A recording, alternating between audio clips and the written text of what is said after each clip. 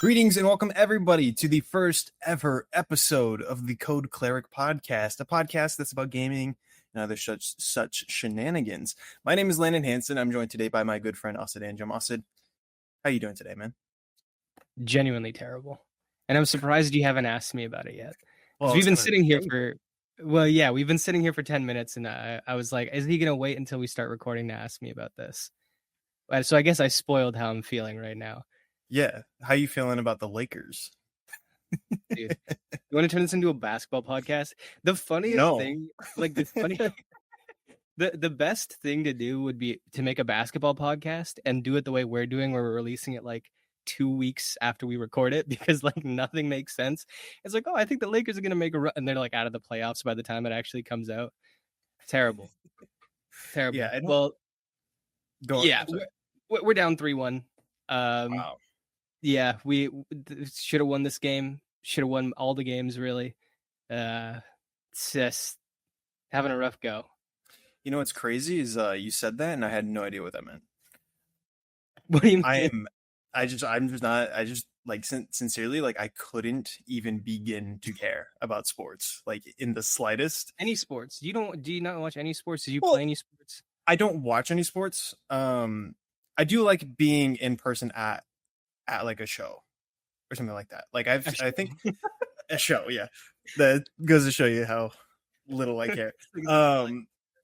Dude, no, like I think the only sport I'd actually be like genuinely interested in is hockey. Because I've gone to a couple of hockey games. It's pretty fun. Like that's good stuff, and I don't mind that at all. And like a basketball game, baseball games are also kind of fun too. There's like a vibe there that I like. But like watching it or like keeping up with any of it, I respect it. I understand it, but definitely not for me. 110% not for me. Fair enough. I'll push back on the baseball thing, but hockey.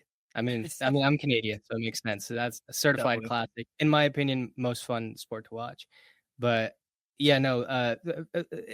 In basketball, in the playoffs, there's like 7-game series, and so now this is the first round, and the other team has won 3 games, and we've won 1 game. So if they win 1 more before we win 3 straight, we're out. We're all gone. So damn, that sucks. Yeah. Tough. Oh well. I don't care. Anyways, how are you as a person? As a person, I'm doing great. The first, 3-4 minutes of this podcast are going to be all about basketball, and we're going to trick people. We're going to like Trojan horse. Where I'm going to put it out as a basketball podcast, and I'm going to be like, come watch us talk about the Lakers, and then like, dude, the next like 2.5 hours of this podcast were about video games. Yeah, the hell is that? I mean, video games and sports are more closely related than people think. I don't know. Yeah, well, like kind of. I feel like they're like seen as like two diametrically opposed things, and it's like, dude, football is like one of the greatest turn-based games ever made. If you think about it, I hate that. The sentence, I hate that that's like that exists in the ether now, Mm-hmm. Mm-hmm. I'm doing good. I'm chilling. Staying relatively busy, not necessarily like productively busy, but more so like socially and selfishly busy, because, well, I'm going to get into it. Oblivion came out and just totally ruined my life for a little bit. And then like I got like invited to like, several birthday parties and like friends that are in town. And I'm like, oh, okay. All right. And it's like, I'm supposed to be making a video right now, guys. It's crazy. He's a hardworking man. Very hardworking man. I mean, you work way harder than me, and you, for some reason, have time on your hands. I don't understand it. I don't know. I feel like it sounds like a lot when it's on paper, like said out loud. But then I think about what I do in a day, and I'm like, I did just spend 3 hours watching a basketball game that my team lost. So it's like I can't be that busy. Can't be that busy. You send me 15,000 thumbnails that you've been working on constantly. You're making videos. You're making like 30 to 40 to an hour long videos. You play games. You play games like Kingdom Come Deliverance 2. I'm so close to done, dude. I think I'm an hour away from finishing. Yeah. And you expect me to believe that you have friends?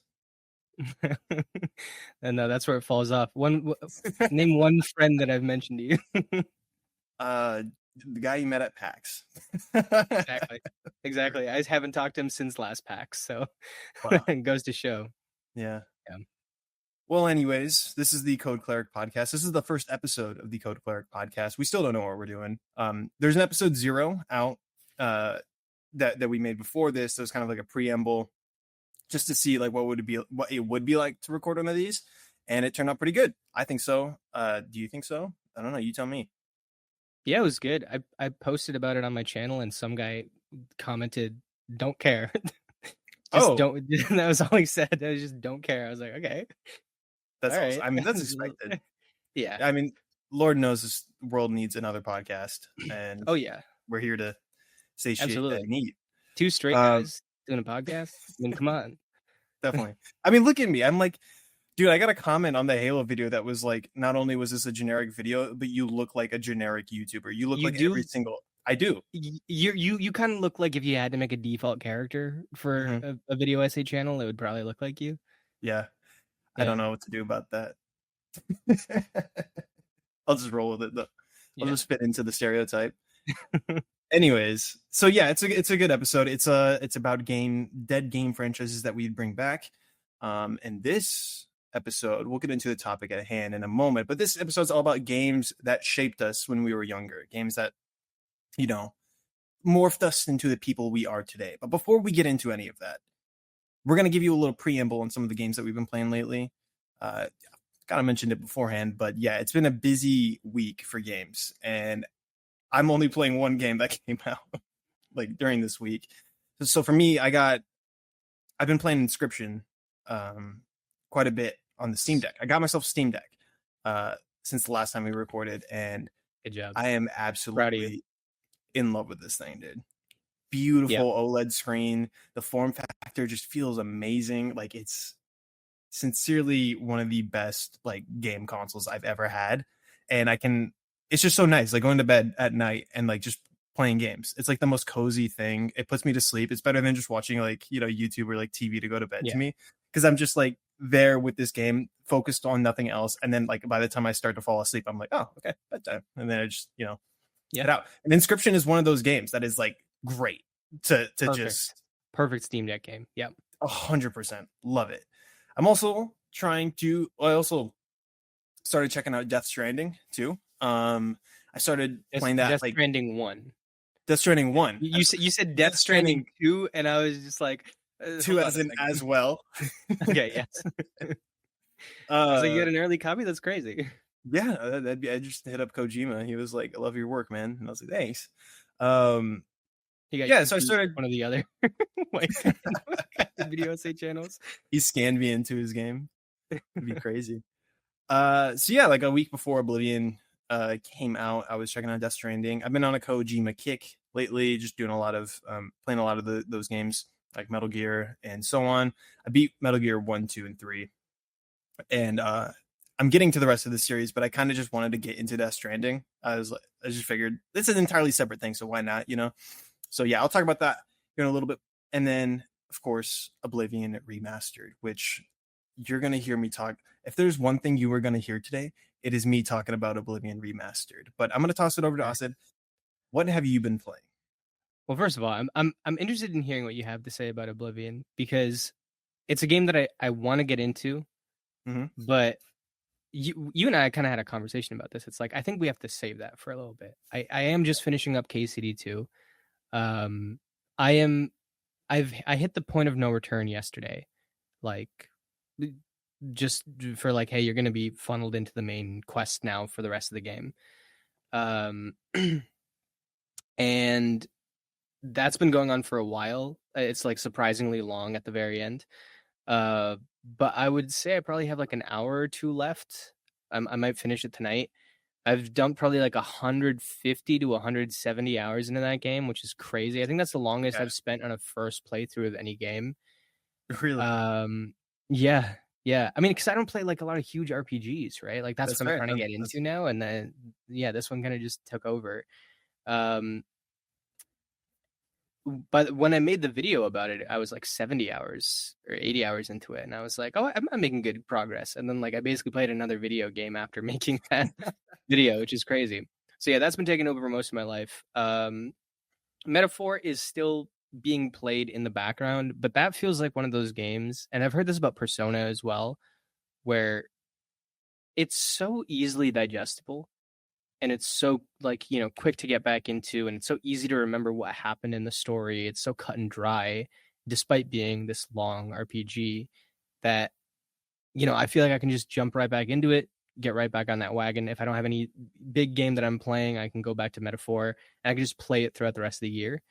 And that'll be a fun way to play that game. So I haven't touched it much the last couple of weeks, but in the meantime, smaller games I've been playing, started replaying Shovel Knight, replayed Nice. Blasphemous, finished Blasphemous in like 2 days, ripped through it. Nice. Forgot how good that game is.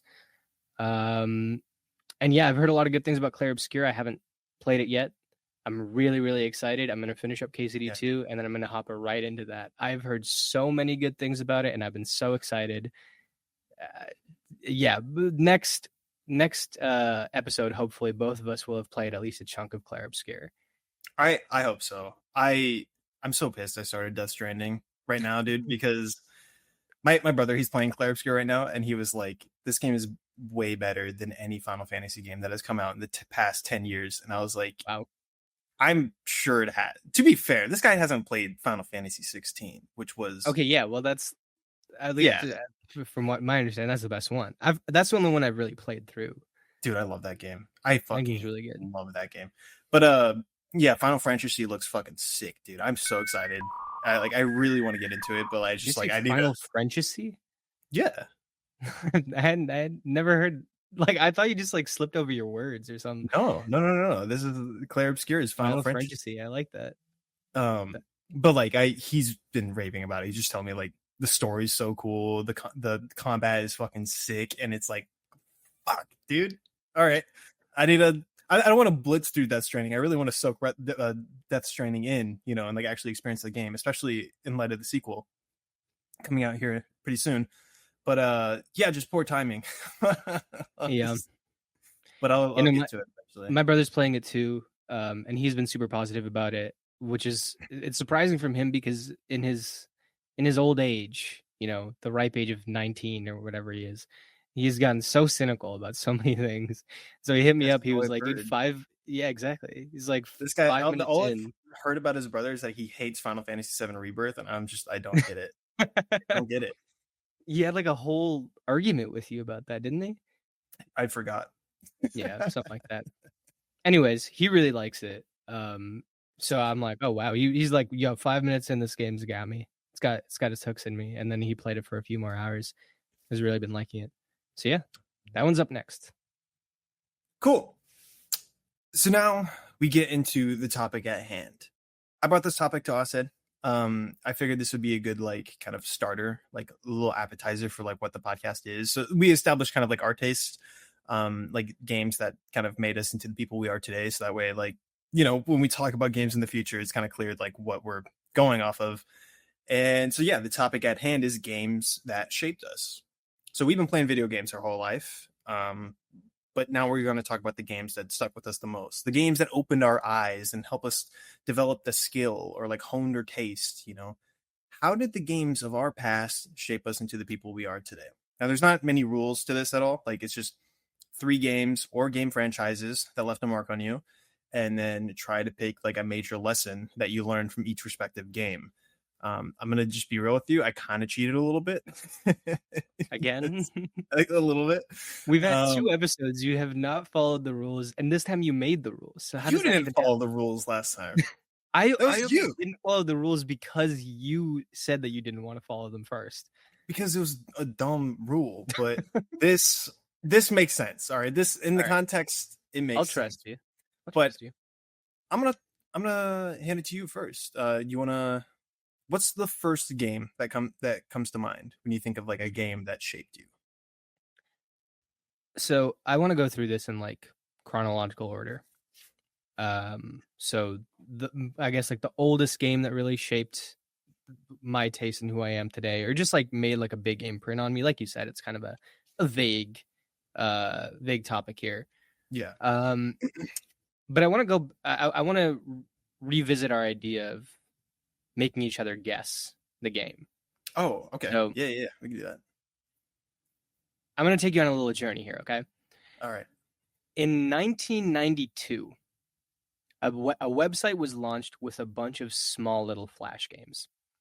I was not alive at the time, but by the time that I got around to it in like 2004, 2005, it was like this. It was the way that it looked visually was almost like a game of life type board game setup. And it had a bunch of apparently educational games, but they weren't really educational. And that included a mini game where you played as a sick ass skateboarder jumping over like a bunch of increasingly large obstacles. You played as a superhero his only power was like vaguely being a mighty guy. And then you played as a penguin firing a snowball cannon at other penguins that were kind of falling from the sky in a parachute. Those were the 3 mini games that stuck out to me the most on this website. Do you know what this website is? I got 3 guesses. Okay, this isn't a guess, but initially I was thinking, Newgrounds. No, not Newgrounds. No. Is it Cool Math Games? I knew you were going to guess that, but no, it's not. Is it... What was the other one I had? Fuck. Is it Some Dog? No, I hadn't even heard that one. What's Some Dog? Nothing. What's Some with you?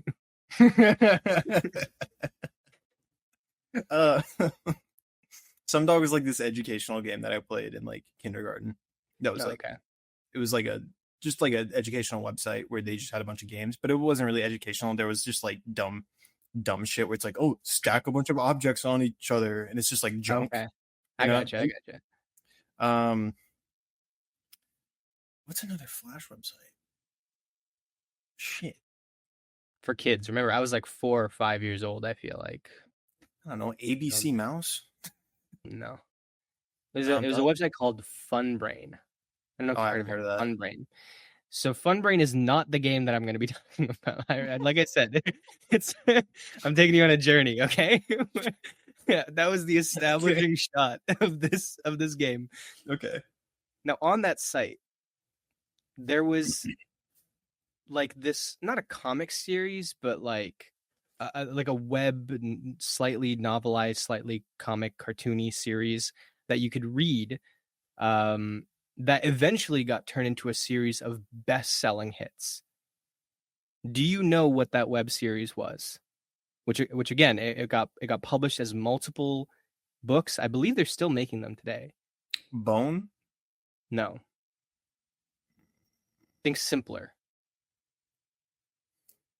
Captain Underpants? No, but you're kind of in the right direction. Shit.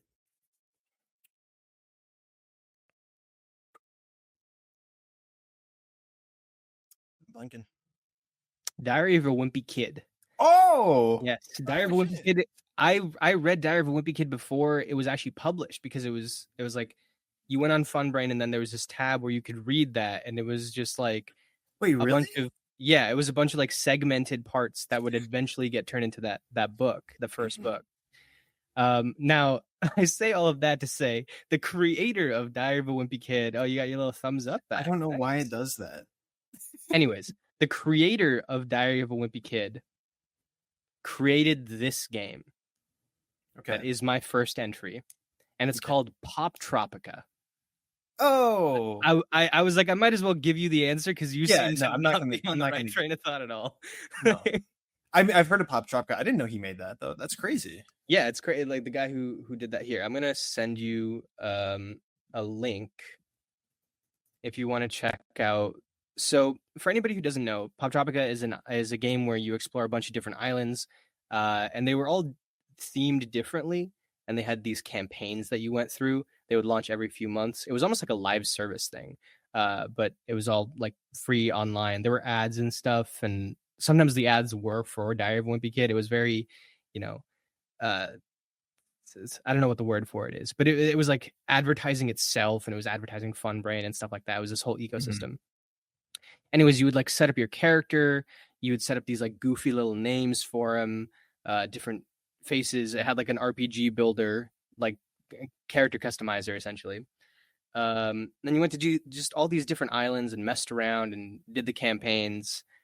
And a lot of them were themed. So it was like one of them was Spy Island, and you would go and you would crack a bunch of codes, and you would like sneak through areas using this like very simple like these very simple gameplay mechanics and very simple platforming.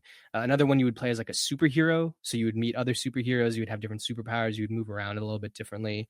There was even like a reality TV show where like it was like Survivor. You'd essentially play Survivor in Poptropica. Yeah, it was essentially a giant ever-growing RPG.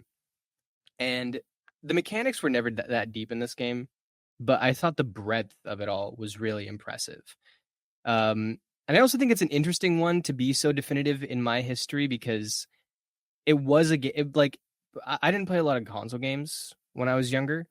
It really was flash games, computer games, even stuff like, I don't know if you ever played like the Freddy Fish games. Where in the world is Carmen Sandiego? Yeah, I know of them. Yeah. What else did I play? I had a few others. There was like this math game, and it wasn't the one that you mentioned, but it was like you were in space. I think it was Math Blasters. Oh yeah, Math Blasters. Yeah. Is that the typing game?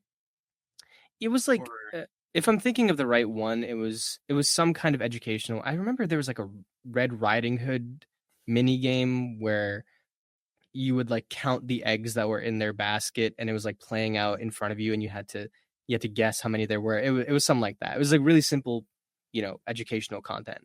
Yeah. But yeah, Fun Brain, Webkins. Webkins was a huge one as well. I was just like, I was playing a hella games on Webkins. And yeah, and I didn't get a console until I was like, I think 11, 12. Wow. And so a lot of my like really early memories were with these random flash games online that hooked me. And I think Poptropica was the biggest one. And even though it's so RPG light, like that ended up being a genre that I didn't fully get into until like now I'm trying to swing back around to it. But yeah, so a bit of a left field one. I feel like you probably weren't expecting something like this. I wasn't expecting it. It's so funny because I'm like, but it makes so much sense at the same time. Like, yeah, why wouldn't this be one of the games? I'm thinking about it from my perspective because I didn't have internet growing up for like the majority of my life. And so people like all throughout school, or like even people that I just interact with today, they're like, oh, I was like obsessed with Club Penguin. I was obsessed with Webkins and all that shit. And I was like, dang, that sucks. I never got to be a part of that at all. You should have seen my Webkins collection, dude. I had so many stuffed animals. I bet. It was bad. I was like fighting over my sister over who would get the unicorn because we both wanted the unicorn. It was crazy, dude. That's so stupid. Like fights broke out in my home over Webkins and like who would get which one. It's like my parents would bring back a Webkins and we both wanted it, and they were like, this one's pink and fluffy, we got it for your sister. And I was like, no, you don't understand, I need it so badly. You just collect it like it's just sitting in a so explain this. I mean, yeah, now they're like do you not know how Webkins works at all? No, generally not at all. Oh my god, that's crazy. So you would get these stuffed animals and they would just sell them, a lot of toy stores had them, like Walmart had them, etc. You'd get them, they would all come with a code, and then you would put that code into your computer, and it was essentially like a much bigger version of Tamagotchi or Nintendogs or whatever, because you would have like this virtual space where all of your Webkins lived, and you would like build houses and stuff like that, and you would go play mini games and watch TV and have this whole miniature life in there, and like your avatars would be different Webkins and stuff like that. This is like throwing me back so hard. I played this so much that could have easily been on here as well. Yeah. So yeah, it wasn't just you were collecting the stuffed animals. It was also like, this is my character. And even with Poptropica, I think just creating new characters and doing different things, that was a big part of it. Like I would just reset with a new name and a new style and everything, and I would just do everything all over again. And a big thing with both these games, but especially Poptropica, I think it really fed like the ADD kid in me, where I was just like, okay, next thing, next thing, next thing. There's so many islands I can explore. It's like I didn't even care that there weren't like, long, deep mechanics that you could really like sink your teeth into. It like depth wise, it wasn't doing anything all that interesting, but breadth wise, like, oh my God. And so just being able to play all these different things, what I would say it influences, one, just how quickly I like to move on from thing to thing to thing, and typically prefer shorter games. I think it also influenced how much I enjoy indie games, where it's just like, hey, here's a cool idea, and we're only going to explore it for a certain amount of hours or like a shorter amount of time. Yeah. And then you get your fill from that, and then you move on to the next thing. And so even though it was like this large interconnected RPG experience, it felt more like I was playing a bunch of different games. And I think that's still kind of continued now, where I'm like, I still want to just like hop from indie to indie to indie in between playing all the bigger games. And I think also just influenced my want to make games, where I was just like, oh, I would love to make a Poptropica island. Right. That's what I was thinking as a kid. And then as I got older, I was just like, well, I just like any like small idea I had, I was like, oh, that could be a cool, quick little experiment that I could do in Unity. So I think it influenced me in a lot of ways that I didn't recognize until we started doing this. And I was like, oh, you know what? That really set me on a certain path. Love that. That's so.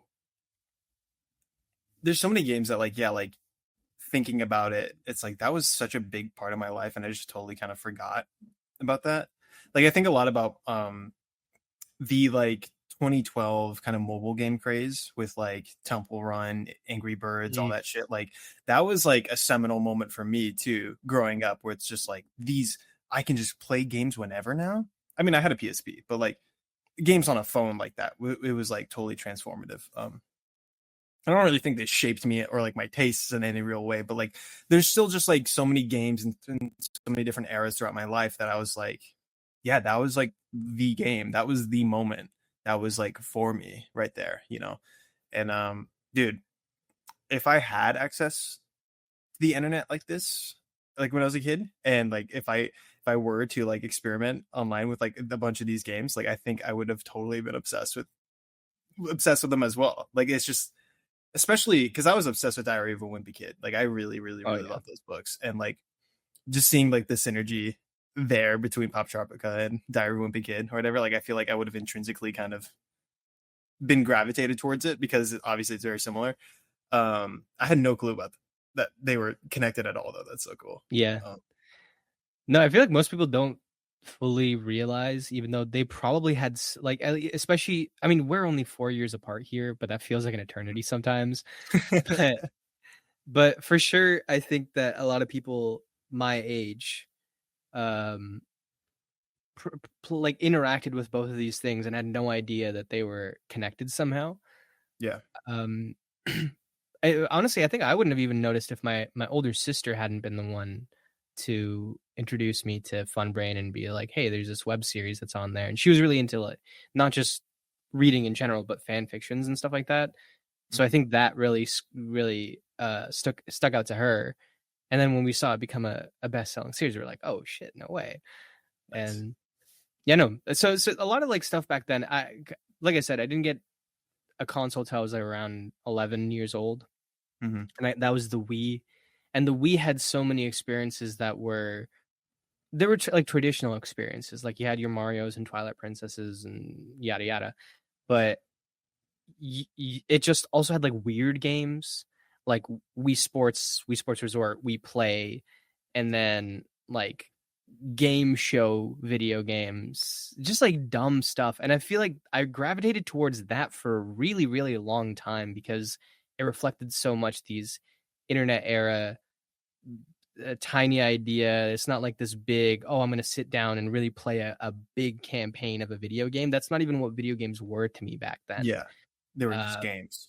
Yeah. And then like mini games essentially. So I think for the first half of my life, like that was like, that's what all I was playing, even when I got a console.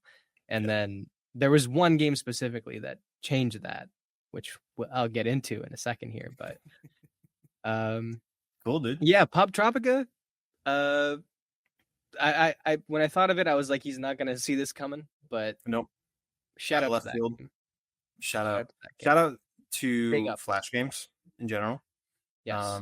Dude, Happy Wheels was a big one for me. That game was huge for me. Just like seeing like, PewDiePie or like Jacksepticeye play that and like playing it for myself, since it was free and accessible online and everything like that. Like it was so fucking fun.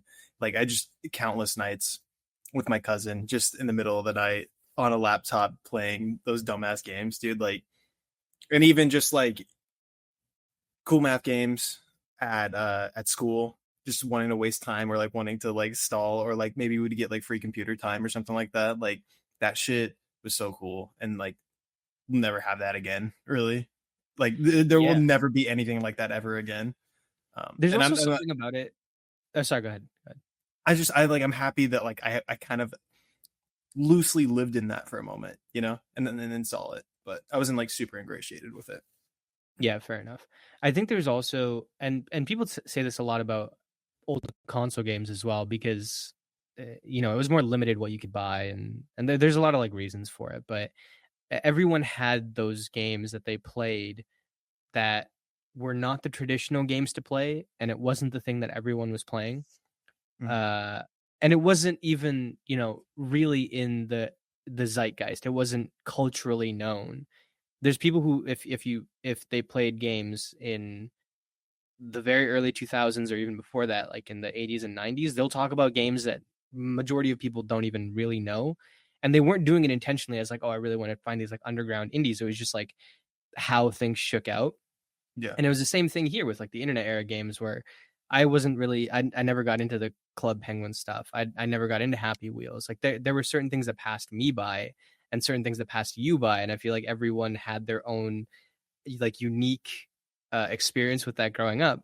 And it's gotten to a point now where everyone is kind of playing the same games for the most part, like, or at least is aware of the same games. And a lot of the indie stuff is like, you really have to go digging for that. And you have to make that conscious decision. And it's not really going to be, usually it's not like part of your life in the same way. Like every kid grew up playing Fortnite, right? Who's around 15 to 20 now.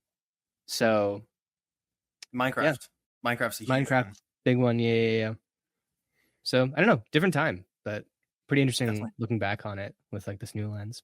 Anyways, that was my whole spiel. I took you all the way from, I gave you like a little history lesson too. That was fun. Yeah, no, that was good stuff. So what's your first one? My first one that I started with, and so this is where I'm kind of cheating a bit. Okay. Well, let me okay. I'll have you guess. Okay, yeah. Company responsible for 2 major RPG franchises. Is this going to be Oblivion? Yeah. Okay. What? All right. Fair enough. I'm talking about Bethesda games. How dare you, by the way? Dare me? What? Starfield? Excuse me. No. I didn't grow up with Starfield, idiot. No, you said they made 2 major RPG. Oh, yeah. Whatever. Shut up. No, dude, come on. I won't stand for Starfield Erasure, a game that I haven't played. Come on. It's such a useless argument. Yeah, Bethesda games. This includes the Elder Scrolls and Fallout. And they're so similar, like, and how they play, that like I kind of can't separate them, because both of them kind of gave me, the same experience, or like this experience that I'm talking about here. But when I think of like the games that made me fall in love with games the most, it was Bethesda games for sure. And that started all the way back with Oblivion, even earlier with Morrowind, but I only have one memory of Morrowind. And that was my dad playing it on the TV when I was like super tiny, and just looking in, I was like, why is he playing a lizard man? Like what is this game? Like, I don't understand it. Like the load screens of that game, like really like enraptured me. I was like, why did this game look so cool and like mysterious and strange? And I feel like I shouldn't be looking at this, you know? And then when Oblivion came out, not when it came out, but like when Oblivion was around me, I don't really know when we started, like when I first saw that game. I just know it was always around me. My dad was playing it all the time, and my brothers and cousins also playing it all the time too. And that was the game that was playing in the house. Like it was like the soundtrack was in the living room constantly, 24/7. We were I was constantly watching my dad like go through this. Like when the DLC dropped for it, like the Shivering Isles and the Knights of the Nine DLC, I remember being like, what the fuck? Like you can just add another, like there's more to the game after you get the game. What? Like, and this is at a period in time in which games weren't, I didn't understand games. I didn't know what they really were. They were, for all I knew, they were like portals into a different dimension, and I was like looking at it through a How screen. old were you? Sorry, not to interrupt. I was like 4, 5 years old. Okay. Yeah. Tiny. I was like core memory stuff. Okay. core memory stuff. And Oblivion was the first game to show me that, or it was the first thing that really showed me that games can just be a portal to an entirely different world that you can just go and explore and escape. And everything from the soundtrack to the town, the layout, the voice lines, the music, or I already said soundtrack, but the dungeon work, so ingratiated into my head about, and for like just no good reason at all. Just like this game just lives rent free in there. And it's been there it was there for me like a lot when I was a child, but it wasn't the only game. Shortly after we got Oblivion, we got Fallout 3. I remember my dad came home from Walmart and was like, he came back with this game, and I was really obsessed with like zombies around the time. I was like, I just want like cool zombie shit. And he came back with Fallout 3 and he was like, yeah, check out this new game. And I was like, oh, is it a zombie game? And he's like, I don't know. And like I looked on the back, there was like a little ghoul, like a feral ghouls in there. And it's like, oh, it's close enough. And he started playing it. And then he was like, oh, there's curse words in it. You can't watch me play. And I was like, damn. He did not stick to that rule. He didn't care at all he was having me watch South Park at like 8 years old. Oh my God. This is so funny. Like the difference go on. I'll definitely let you finish, but the when I was a kid, there like, no cursing, no anything. We couldn't watch anything live action. So I wouldn't be able to watch like, even other kid shows like Sweet Life of Zach and Cody wasn't allowed to watch because there was like real people on there. So that was until I was like 13, 14. Yeah. That's crazy. My life really like flipped around 13, 14, where I was just like, oh, I can like do all of this stuff. But I remember specifically around that time, 13, 14 is when I got Infamous 2, which is a game that we briefly talked about last episode. And my brother saw me playing it, and he was young. He was like, I don't know, 6, 7 at the time. And he heard a swear word and he snitched on me. And I got in trouble for like 2 weeks. And I was like, are you kidding me? Come on. I didn't say it. Did he say like damn or something? Was it even like that bad of a word? Yeah. They're like, shit. I was like, come on, man. That's so funny. Yeah, no, my dad did not. Dude, I'm gonna put my dad on blast here, but he was like, yeah, you can curse. I don't care. And then like as like an 8-year-old, I was like, shit. Like just saying it. Dude, and it was like, all right. At like 22, I introduced my dad to Uncharted, and I was shitting bricks being like, he's going to hear them swear. He's going to be so funny. That's so funny. Yeah, the difference is crazy. Yeah. But this was like, when he was playing Fallout 3, this was at a time in which he was like, I guess like, it has curse words, so it's like no. And so he like shut the door and started playing it in his room. And I was like just so curious, and like I wanted to know what this game was about. And eventually I did, because he was like, oh, whatever. And he started playing it in the living room, and I did not like it. I thought Fallout sucked. I was like, I don't get this. This is dumb. This game looks like butt. Screw this. This sucks. And then New Vegas came out shortly after. And New Vegas was at a very like, I so vividly remember when New Vegas came out. It was like 2011. Was that when that? No, I think that game came out in 2010. It was like Christmas of 2010. Right. And this was like the first like major Christmas that I really like thoroughly remember. And I don't know why like these memories just like really stick with me a lot, but New Vegas was really interesting to me because it was like almost a connection to my dad's past in a way. No, like bear with me. Okay. My dad grew up in the Las Vegas area, Nevada, when he was a kid. And so when he was playing New Vegas, he was like, oh my God, like this is literally like where like my childhood took place. Like Lake Mead is like a point in that game, like an area to explore and everything. And so like I just remember him telling me about like how like some of the music that plays on the radio, like he would hear that growing up, and how this was my only like outlook and like understanding of where my dad came from when I was a kid. And I was like, this is so cool, actually. And that soundtrack is especially nostalgic for me. I love that soundtrack. But I still didn't understand it. And in fact, all these games, I didn't understand how to play them. I just knew I loved them. Like I really wanted to be around the game and I really wanted to play them. I was too scared to, though. Specifically with Oblivion. Dude. Oh, I would have thought Fallout would have been the one to have gotten you more. I mean, it still gets me a little bit more, but like I think since Oblivion was like earlier, there's a Minotaur enemy in Oblivion specifically that scared the shit out of me when I was a kid.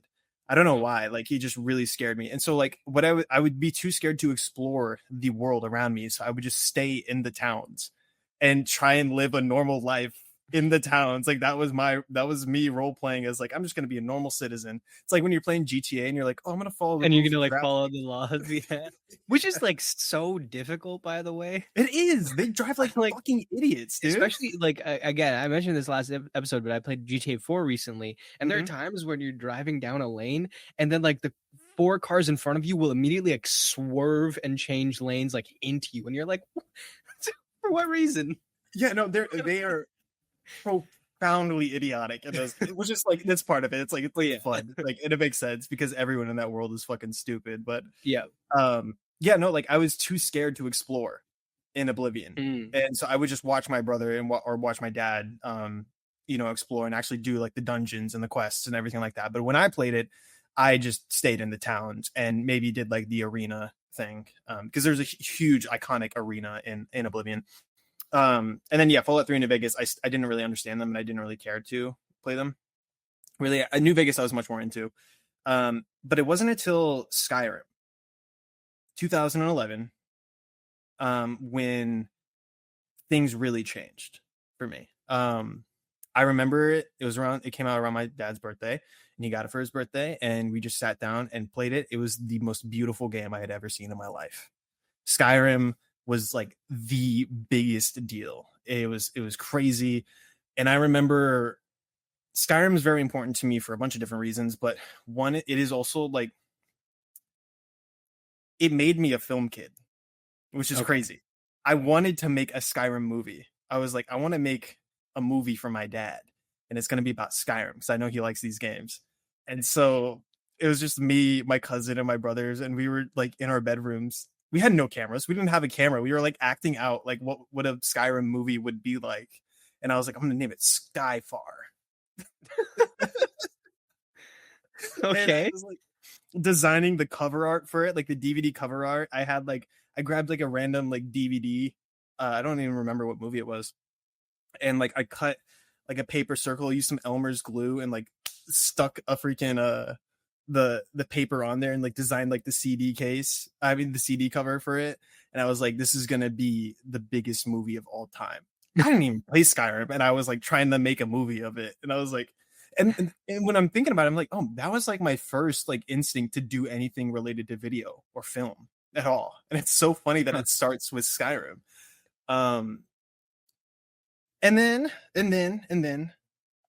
I mean, I played Skyrim after that. That was the actual like first Bethesda game I sat down with and actually started to understand and began to play. And it was so many core memories with that game as well. The DLC in that game is phenomenal. Really, like 2013 was like that year was like the Skyrim year for me. I like absolutely fell in love with it. And then Fallout 4. this game probably is the most important game to me that I've ever experienced. I vividly remember it was summer 2015. I was sleeping in like the top bunk in like the other room, and then my older brother came in. He like woke me up. He's like, Landon, you gotta watch this. He was playing Elder Scrolls Online at the time, and that's when the 2015 E3 press conference for Fallout 4 was. Yeah. And he was like, Landon, you're gonna sit down and watch this with me. And my eyes opened like no other. I didn't care for Fallout really before this. I was like, whatever. Those games are fine, but Elder Scrolls is way better. Seeing what Fallout 4, like what they were hyping Fallout 4 to be, opened my eyes in a way I can't even describe. I was so riveted by that press conference, seeing Todd Howard for the first time and being like, who is this guy? He's so cool and charismatic. I like this guy. He's talking about cool. This is the guy that makes the games. No wonder the games are so good, you know? And it shook me. Like I really enjoyed the press conference. And then when Fallout 4 came out, I loved it. I really loved it. I felt slightly disappointed by it because I overhyped it in my own head, but I still thoroughly enjoyed that game. And that game, also a bunch of core memories, years and years and years after that game came out. I was still playing. I was still doing the settlement system shit. I was still building stuff. I was modding these games like crazy. And then Fallout 76 came out and taught me disappointment. And so, in short, I'm not even going to elaborate on that. In short, yeah, I feel like that's been covered.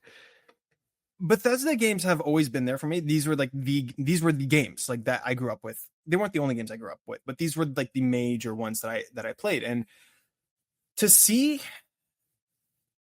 the number one thing I really wanted for a long time, specifically with Oblivion, Fallout 3, and New Vegas, is to see a modern rendition of them. And the fact that an Oblivion remaster, which that's an understatement in my opinion, calling it a remaster. Yeah, it seems like a remake from everything besides name.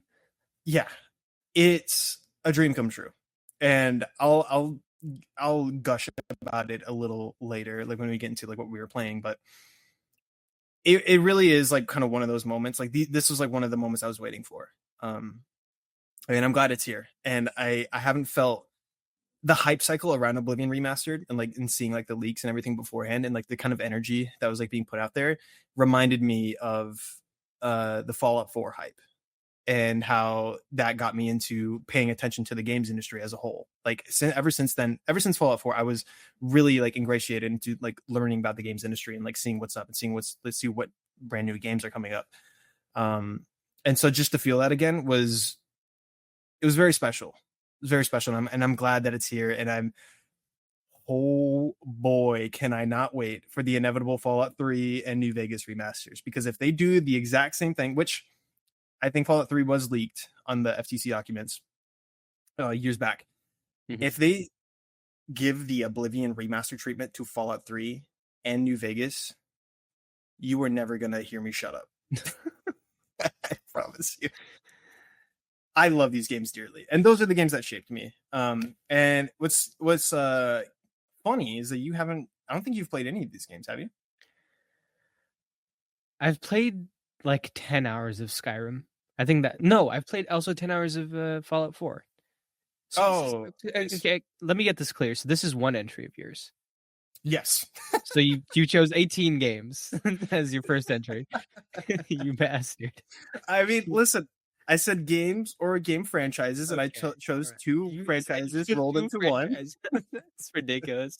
I know. Okay. No. Okay, that's great. I think first of all, that's really interesting context for your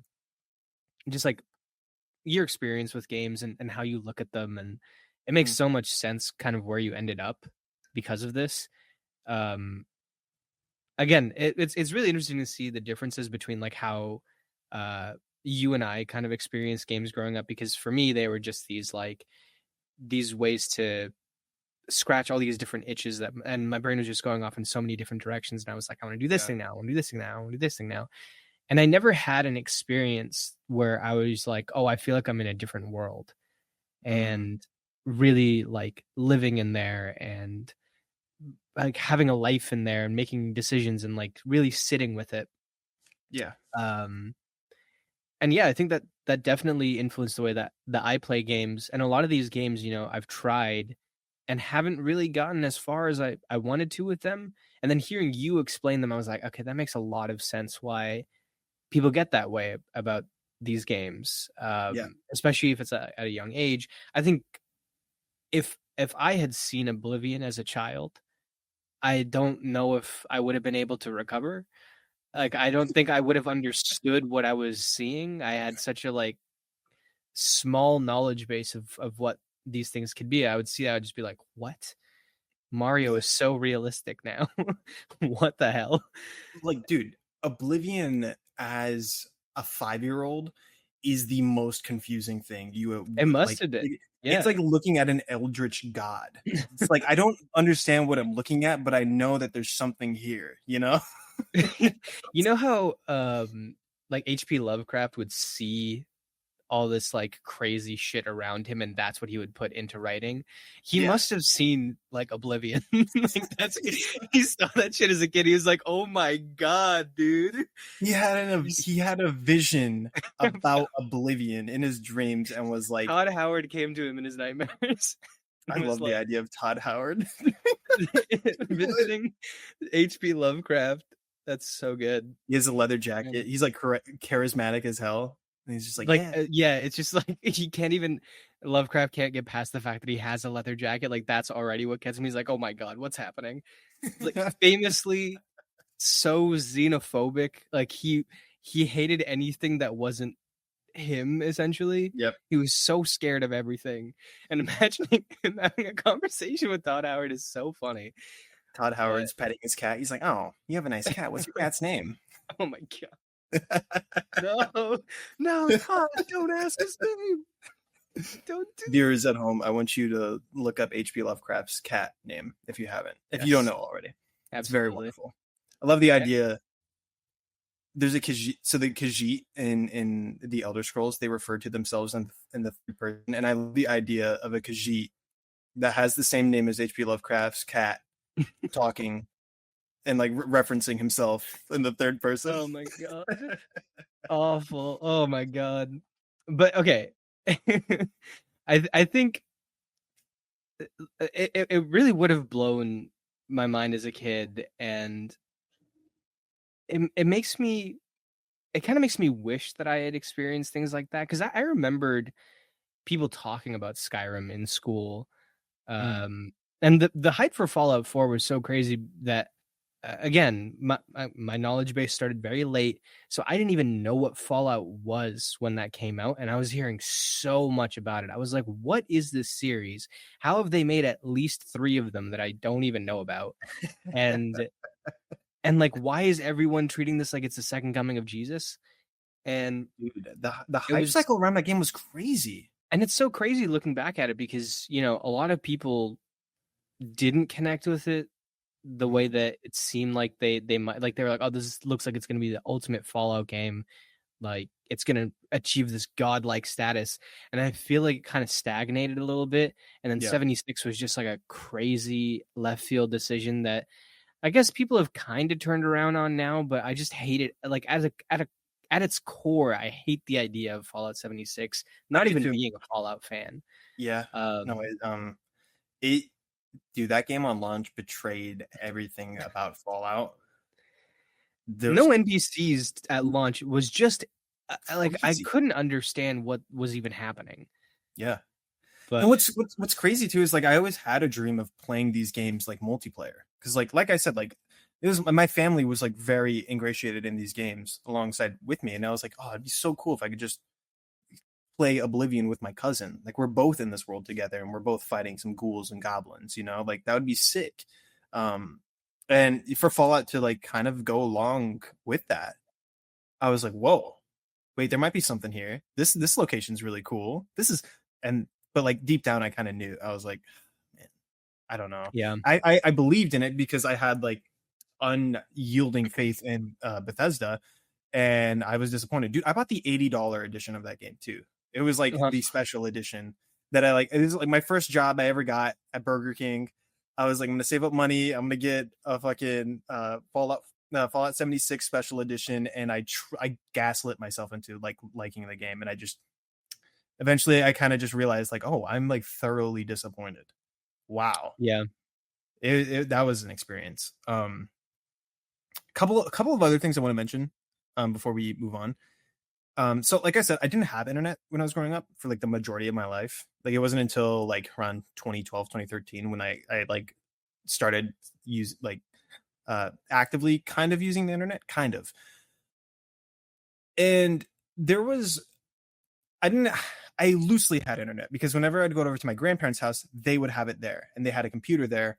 And I remember specifically with Oblivion, there's these shrines that you find throughout. They're like the Daedric shrines, and they're like some of the coolest side quests in the game.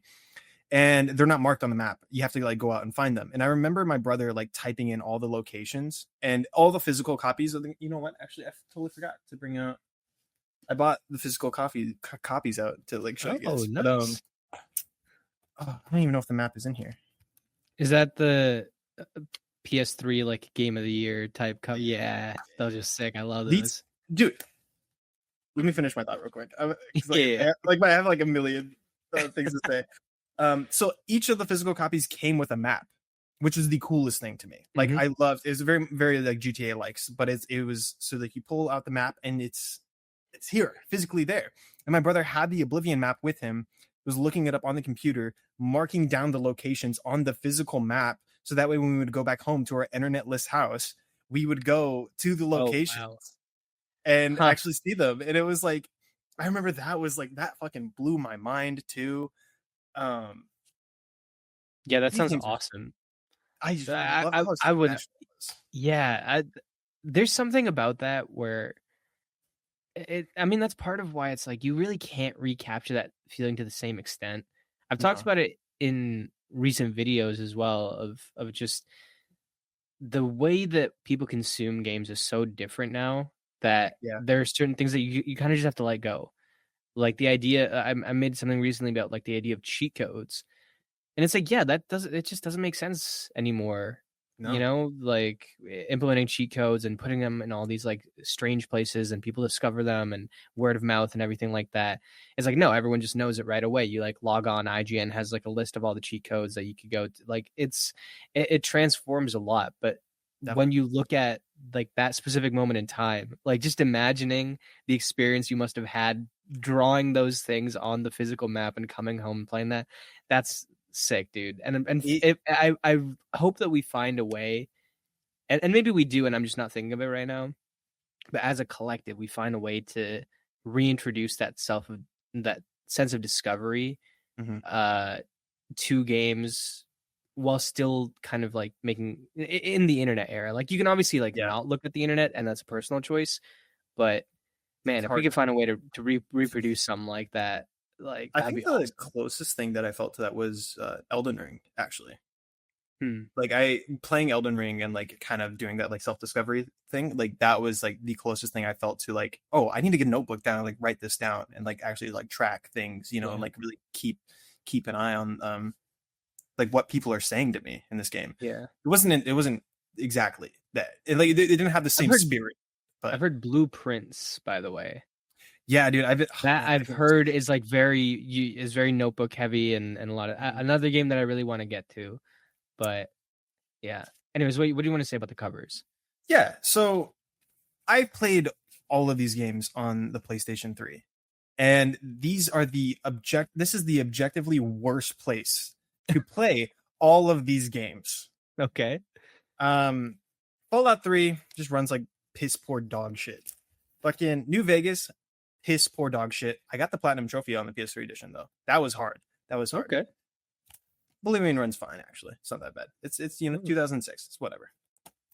Skyrim was the worst running PlayStation 3 game I've ever encountered. The thing is, these games were like very like RAM intensive, and the PS3 was not about that. It did not like that one bit at all. The bigger your save file got, the worse your game ran, basically. So the more you did, and the more you Oh, leveled up, and the more you progressively like discovered and oh learned, no. the shittier your game would run.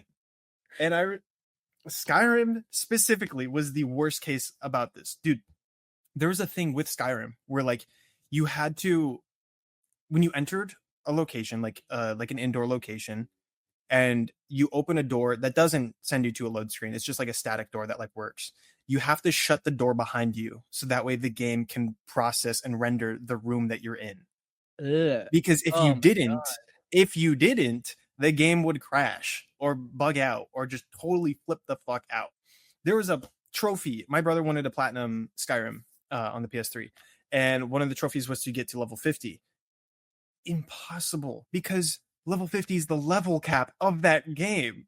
And he had done almost everything. He was sitting, dude, I saw that game running at 5 frames a second as he was trying to get to level 50, Oh my doing god. all that shit. It was awful. And I'm so glad to be playing these games on PC now, where they are meant to be played, where they run smoothly. They're still buggy as fucking shit. They're Bethesda games, but yeah, just wanted to point that out. That like I had the absolute worst experience with these games, like on a technical front, and I still just enjoyed the shit out of it all. So I had no idea it was that, because when I played Skyrim, I think it was like when did Skyrim come out? 2011. yeah. I think I played it closer to like 2015, Mm. and so it was on the PS4, like the definitive edition, like remastered version or Remaster. whatever. I think that one came out in 2016. Let me double check that real Or quick. maybe it was in 2016 then. Yeah, maybe the release of that was what got me to play it for the first time, because I know Yeah, that I played it on the October PS4. 2016. Oh, that's so much later than I thought. Yeah. Wow, I played Skyrim really late. But I yeah, mean, I I feel mean, like like, a lot of people hopped on Skyrim for the first time in 2016. That was the first remaster that they had, so it made sense. You know, yeah, it was like, before it oh, was let's like put this on the modern consoles, and so yeah, that way people don't have to play the 360 version anymore. You know, man. cool. You Well, talking about this so much is making me want to play these games, but I feel like, well, you and I talked about, I do really want to play uh Fallout 3 New Vegas, and I was gonna mhm. do a Tale of Two Wastelands, that mod Yeah, dude. Yeah, on that's a good way to PC. play them. But now I'm like a little hesitant because I'm like, one, Oblivion coming out this Yeah. year, and I'm like, oh, okay, interesting. Mhm. That might be the one to get it, and I already have it because I have Game Pass. And the fact that you're right, like it seems like Fallout 3 and Fallout New Vegas might be coming, and they've been lightly leaked and everything. If it feels faithful enough, I might just wait for that. Yeah. I'm always like, I'm always of two minds with remakes and remaster. I'm like, I kind of want to play like the original first. I want to know what it was like, but if you're gonna bring in all the quality of life updates and people are positive about it, and for the most part it preserves what makes the old game good, I know that for the most part, like I'll probably fall off. I'm much more likely to fall off if I play the old game, so I might wait for those to come out. But I think Tale of Two Wastelands, Born Again, that whole like mod pack for that game, um, excuse me, is a good way to play those games thoroughly. Like they're fixed. New Vegas on PC, New Vegas and Fallout 3 on PC constantly crash. For some reason, they're not built for modern hardware at all. And so by modding those games through that, they actually run and they don't crash. So that's a bonus. That's a huge bonus. But like they added like a shit ton of quality of life improvements, and like it's like a pseudo remaster, like all through mods. okay, I do think it would be worth doing that if you have the patience for it, and you're like, maybe I do want to check this out. I do think it is worth playing it, because what we see with the Oblivion remaster is that it's the exact same game, just quality of life, and it's Unreal Engine 5, so it's like way right, better looking than it has any right to be. It's still the Fallout. This still looks like Fallout, albeit it looks a little better. There's like some like yeah, texture upgrades and everything like that, but it's still, everyone still looks like melted fucking babies, you know. yeah. Like their faces look awful. um I think it is. I think it would be worth it just to check it out. And if you're not vibing with it, yeah, probably just wait until like the remaster. I think the remaster is going to be a little longer, because because supposedly the guy that leaked the Oblivion stuff said that Fallout 3 is coming. It's just not coming anytime soon. And so if you have the itch to get into Fallout now, I would probably go for it now. Yeah, But if you plan on getting into it way later, then yeah, might as well just wait for the remaster. that's But fair. yeah, if you like KCD2, I can't say for sure because I haven't played KCD2. These games are definitely among like these are the games that KCD2 was trying to be but better. You know, I remember when the first one came out, like KCD1, and my brother told me it's like this game's gonna be way better than Skyrim. You know, he was like, look how much more realistic it is, and that was at a time when like the more realistic a game is, the better. Like I like we were obsessed with realism for some reason, you know, and it's like that's so funny in hindsight. But if you kind of it doesn't lean into there's some like dumb RPG things about it, you know, where it's just like, well, why can I do this but not this? You kind of just have to like vibe with it and be like, oh, okay, I guess I'll just kind of confer to the game's rules, you know. So I'm not sure how it's gonna, you know, bounce off of you with your own specific RPG tastes and how like you want the game to really ingratiate you into the system. I will say, and we'll stop talking about Bethesda games here soon.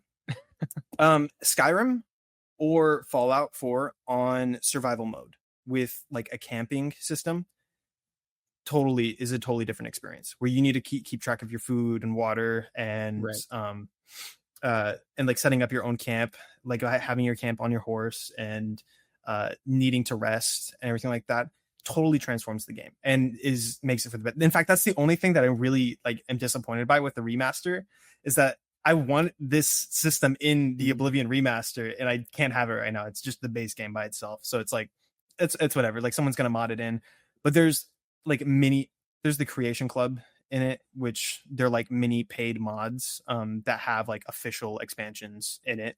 And there's a camping and survival mode for Skyrim that you can do. So if you want to get deeper into like the realism of the games, I think by playing the game like that might work out for you. But yeah, that's all I got for Bethesda games, but that's not the end of Oblivion. So I want to hear we'll hear more about it definitely soon. I want to hear what your second game is. For sure. Real quick to cap my thoughts off on that, I'll give it the old college try. For sure. I think the thing with KCD2, I think what really stood out to me was just it sticking to its guns and it convincing me why certain elements of it were so worth spending my time with. Yeah. Like KCD2 never really was like, hey, get yourself really invested in this combat system.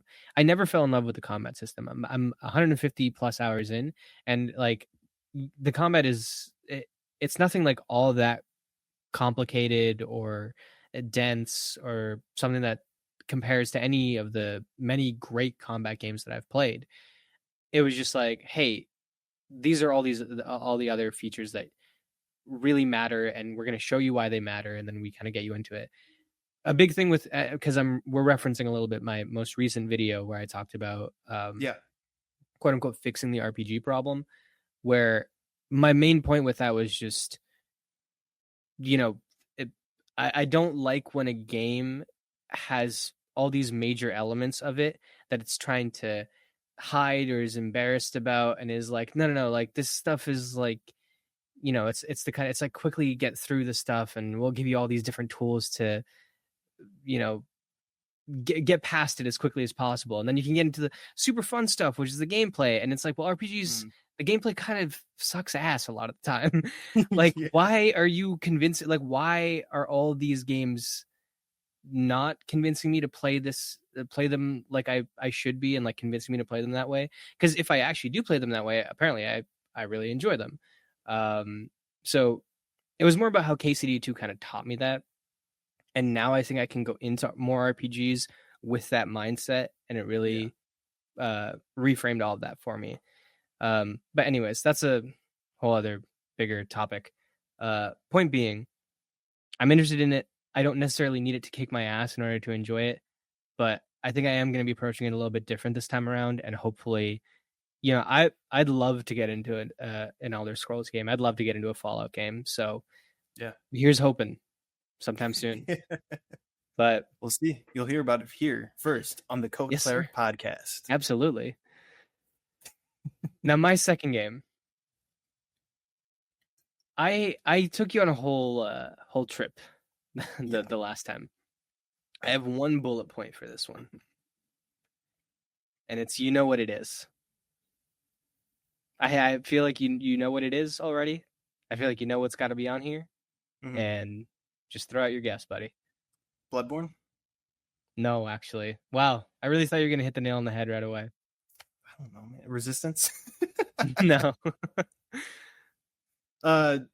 Hollow Knight? No, I thought you would have had me pause. You would have had me pegged a little bit. Yo, dude, in the Discord, I was like, "Oh, I'll invite you to the session in a sec." And then I just saw now, like, I'll invite, and then the owl was like totally mistyped. It was just like 2 fucking semicolons and in a sex, and then you fucking replied with like the eyebrow. That shit, I was fucking laughing. That was crazy. Okay, all right. So not Bloodborne, not Resistance, not Shovel Knight. The Last of Us? No, but you're almost there. Uncharted. It's Uncharted. There we go. Good. Okay, thank God. Uncharted. My second one is Uncharted. I played this in a very strange order. I played it mainly in reverse order. I played Uncharted 3, then Uncharted 2, then Uncharted 1, then Uncharted 4, then Uncharted Lost Legacy. Nice. I never played I think there's 2 spin-offs actually. Golden Abyss on the Vita? Yeah. And I could have sworn there was one more. I think that's it. I think it was like really, really underground, shitty, mobile. No, maybe not. I don't know. No, there is there wasn't a mobile Uncharted game, but that was like that's like irrelevant. Yeah, they're so useless that like as I'm a huge, like genuinely a huge Uncharted fan. I play these games basically every single year. And I don't even know what's going on with the spin-offs and stuff like that. Like that's how little they matter. Dude, that's crazy because Golden Abyss is really fucking good. I've heard people say it's good, but like I couldn't give less of a shit to be completely That's fair. honest. I respect that kind of. Kind of. Did you play it? Yeah, I played it on a Vita a couple years back, and it's dude, I have a memory. I was playing so I worked at, you don't know what this is. This is like a Midwest like coffee shop called Scooters, and I was working there. Really tiny building that's just made for a drive-through basically, and so people would like drive through, go through, get their coffee, and then leave. So I would bring my Vita to work because we'd be really fucking slow some days, and I was just playing Uncharted Golden Abyss, waiting for someone to come in. And then the fucking regional manager just walked in on a whim randomly one day and just like saw me playing on my fucking, she was like, "Is that a PSP?" I was like, yeah. Yeah. I like put it on. And I got marked for it. Damn. Stupid. Yeah. Unfortunate. That's a good game though. I think it definitely doesn't follow.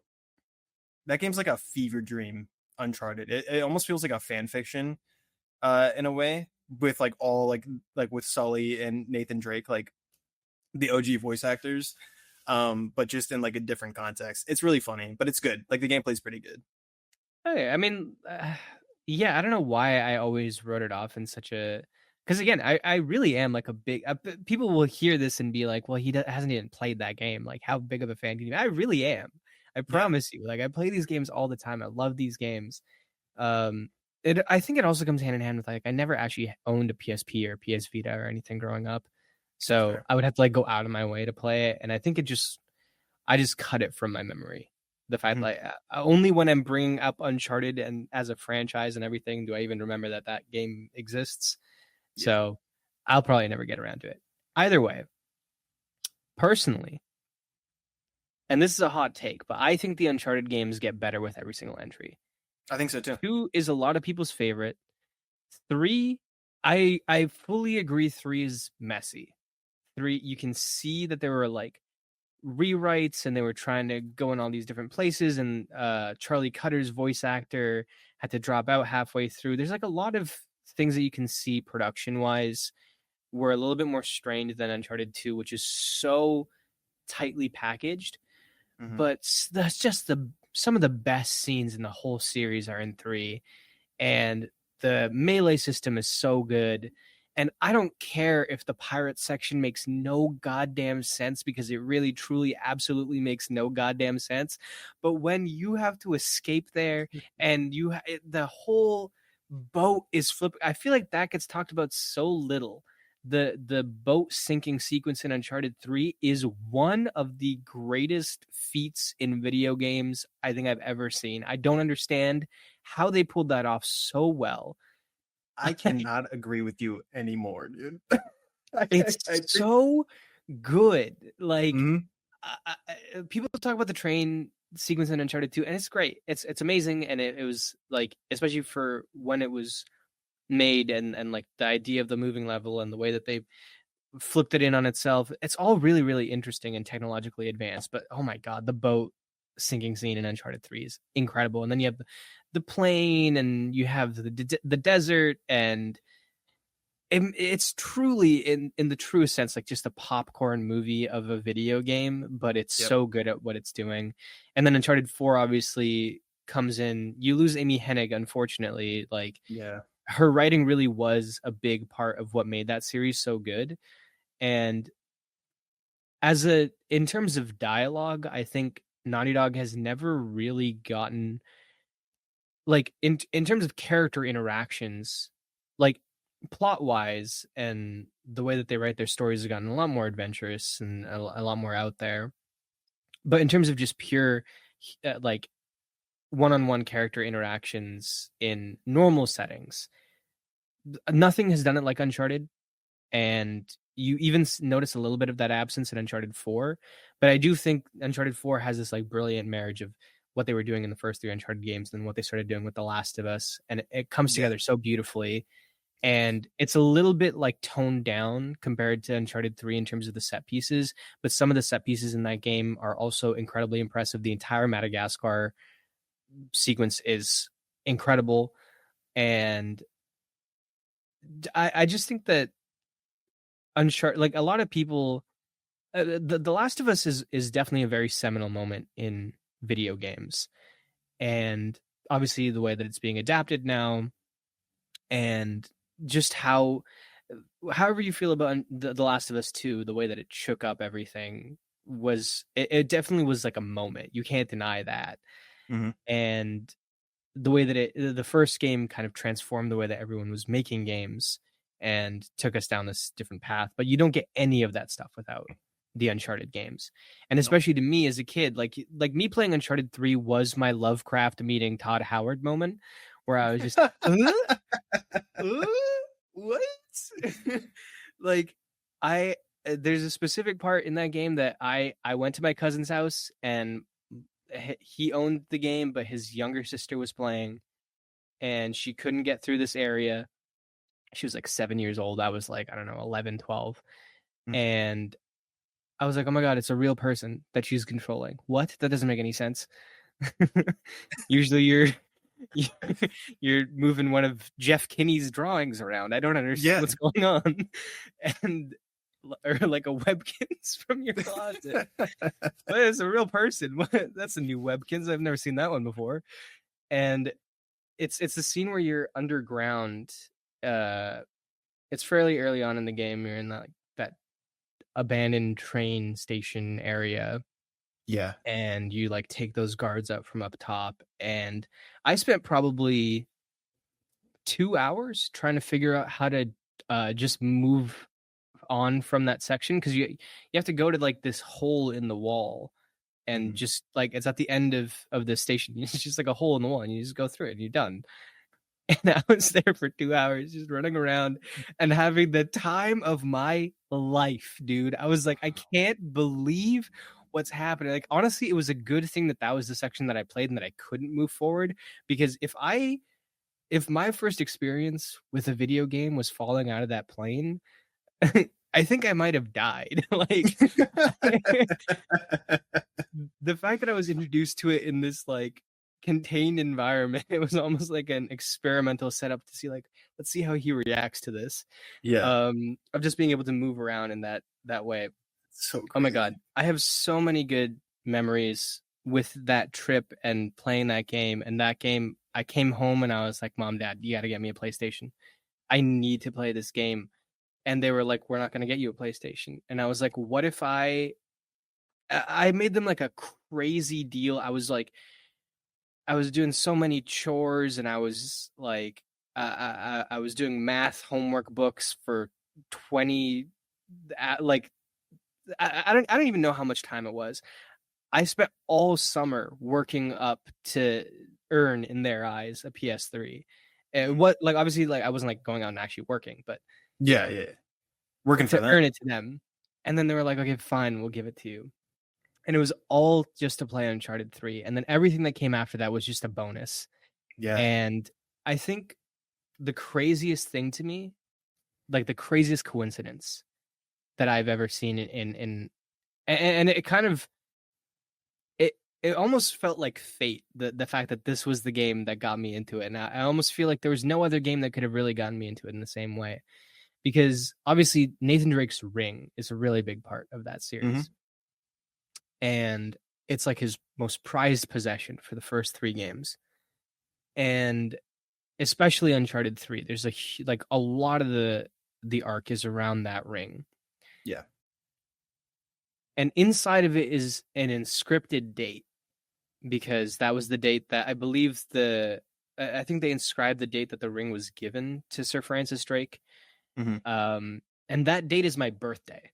No way, really? I found that out like years into that, because I never like really paid attention to the inside of it. And then I looked at it and I was like, oh my God, Yeah. 29th of January. Oh my God, that's crazy. And it was just like everything came together, and I was like, this really is, it's such a big part of my identity. It's such a big part of, how I view games. I kind of have it as part of my logo at times. I have like a version of the necklace. I'm not wearing it right now, but it's in my room right now.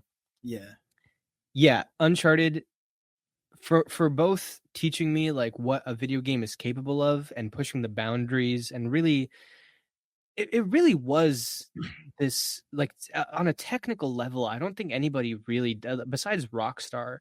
Nobody's really doing it like Naughty Dog still is. And the things that they were doing with the Uncharted games on the PS3 still to this day make no sense.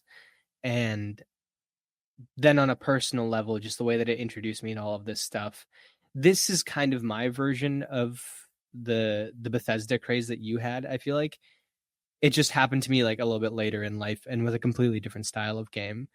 And yeah, and obviously if we're gonna throw in like The Last of Us and playing that right after and being like, oh my God, this is insane, just how real and visceral that story was. That's probably, in terms of traditional games that you would think of for this list, the one that is my foundation for a lot of the thoughts that I've had since. It all comes back to that. I love this choice. I also feel this strongly about Uncharted as well. I was at like literally like right after my parents' divorce. My dad was living with this guy, and so like I was like doing the split household situation, and he also had a PS3 over there, and so he was like, yeah, you can just pick whatever game off my shelf you want to play, like no problem. And so me and my older brother, we were like, what's this? And it was a copy of Uncharted 3, and totally changed everything. We were obsessed with that game. And then I like had a moment when I was like playing it where I was like, oh my God, wait, I've played this before. Because I remember going to a GameStop before that, and they had the little kiosks. And there was there was a kiosk for Uncharted 3 where it was like the burning kind of like mansion segment. And I remember just being so mystified by it. I was like, okay, what is happening? I don't understand how to control this, but I'm pulling out a journal for some reason, but the journal's kind of cool. Like, what's in this journal? It's really sick. And then like I'm running around. And then we had to go and leave. And so I was like, oh, okay. But then I realized when I was playing Uncharted 3 for the first time with my brother, oh my God, this is that game. And it blew our minds. We played Assassin's Creed before that, and Assassin's Creed has like the parkour climbing situation. And I just remember being like, this is Assassin's Creed with guns? It fucking blew my mind. Imagine Ezio pulling out a Glock in the middle of that scene. Literally, bro. I mean, he did. He has a Glock in the Hidden Blade in the Revelations. Remember that's it's the one where he's old. They just started introducing firearms in that, and it was so fucking I never played that, dude. In Black Flag, you get a gun that is also really broken. You just like, it's not stealth. You just bam, bam, bam, bam, bam, just fucking kill everyone there. But anyways, back to Uncharted. That game was riveting, and I really Uncharted 3 is my personal favorite of the series. I love the way that like every single, like you said, like every single set piece and section in that game is just so iconic and like fun, thoroughly fun. And the story is just whatever, but especially in comparison to 2 and 4. I mean, the story's good. It's just all over the place. Yeah, right. Everything that you're doing, every step of it, when you take it in a vacuum, it's like, oh my God, that's incredible. And even when you look at it all at once at the same time, it's just like, if you take slightly larger slices, you're like, what in the shit is happening? Yeah, no, literally, that game feels Frankenstein, but it works. The brilliant thing is that it works. It really does. And it's great. There's a special energy to that Uncharted trilogy that 4 doesn't have. 4 is its own thing, and I love and respect 4 for what it does too. But it just doesn't have that same kind of like feeling that the rest of the series has to me. Yeah. I still fucking adore 4 though. Like, don't get me wrong, 4 is great. I can't get over these games. Like, I can't. Like, they like look at me every so often, and I'm like, do I want to go again? Do I want to do this again? And I do. And even the first game, I still love replaying the first game, despite how kind of rough around the edges it is. And that game, like, there's just so many memories associated with these games that I have and I cherish. I remember like one like freshman year of high school, I was like just really sad and like kind of like, being like a dumb piece of shit kid and like not really figuring things out, and like asking my brother if I can just go stay at his dorm. And so like he was like an hour away in like some college town, and so I just brought my PS4 over to his dorm, and I was playing Uncharted 1 for the first time around that time. And like, that's just a core memory of just playing that game there. And like, while I'm like talking to girls, figuring shit out and all that shit. And then Uncharted 2 was like the game I had the least amount of experience with. I love that game, but like, that is the game that I kind of just like gloss over the most when I think of Uncharted for some reason. I mean, in a way, same. Yeah. It's like 2 and 1 both. I mean, I do really love 2, and I recognize its greatness as a game, but definitely like 3 and 4 feel way more personal to me. And definitely, maybe it is biased, but I do think that they're a little bit better when I look at the overall package, even though Uncharted 2 is probably the tightest of all of them. Yeah. And then Uncharted 4 was like the most beautiful game I ever laid my eyes on. I think that like I was so excited for that game. It took me a long time to get it because we just didn't have the money to buy it. And like, eventually when I did get it, it just totally like capped everything off in such a beautiful way. I remember playing it, and like one of my dad's roommates at the time was like walking by, and he was like, "Is that real?" And I was like, "No, you idiot." Same thing with my dad. he walked in, he was like, "What movie is this?" And it wasn't even like a cutscene or anything. I was like climbing a tower or something. Yeah. I was like, "That's an interesting shot." I was like, "I don't know." Yeah, it's let me tell you. Naughty Dog, you can feel however you want to feel about them. In my opinion, they make games that exist like 10 years in the future. I don't understand it. It's insane. Like, Uncharted 4 is about to be 10 years old. That's crazy. It looks so good. That's crazy. It looks so good. it's on an older console. It was in the middle of a console generation, closer to the beginning of the console generation than to the end of the console generation. Mm-hmm. And now we're starting to get in the latter half of the next console generation, and I can count on one hand the amount of games that look better than Uncharted 4 all around. Like if you're talking about from an art design perspective, from a you know, area design perspective, the amount of different areas that they had to make and how distinct they look, and even within a specific area, how many unique elements there are. I think there was like a Donkey video where he revisited Uncharted 4, and he was talking about like the Madagascar section of that game. It goes from this really dense market area, and then it goes to that insane set piece, and there's the whole clock tower segment, and then actually like it starts off earlier on in this open environment where you're really going through the wilderness of Madagascar, and then it gets to that point and all of that. And then the end of it, you're in this gigantic shipyard. You're going through it so fast. It's so crazy how many things they pack into a 30-minute segment of the game. Yeah. And then for it to all look that good and the fire effects to look as good as they do, it's unbelievable. And what's crazy is that game is also Frankensteined too.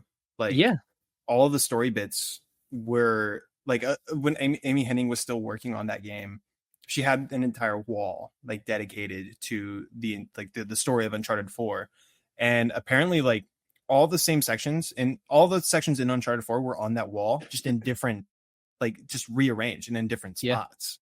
And it's so interesting to see what Neil Druckmann and Bruce Straley did with Uncharted 4, like this IP that they loved and liked and like worked on, but it wasn't their brainchild, you know? And it's like, so how do we, fit this to be our own artistic statement? And you can feel the elements of The Last of Us in there too. Like you can just, Nathan Drake's not a sad dad, but he's definitely getting there, Yeah. It's like, I have my thoughts on how I feel about the whole Amy Hennig situation, and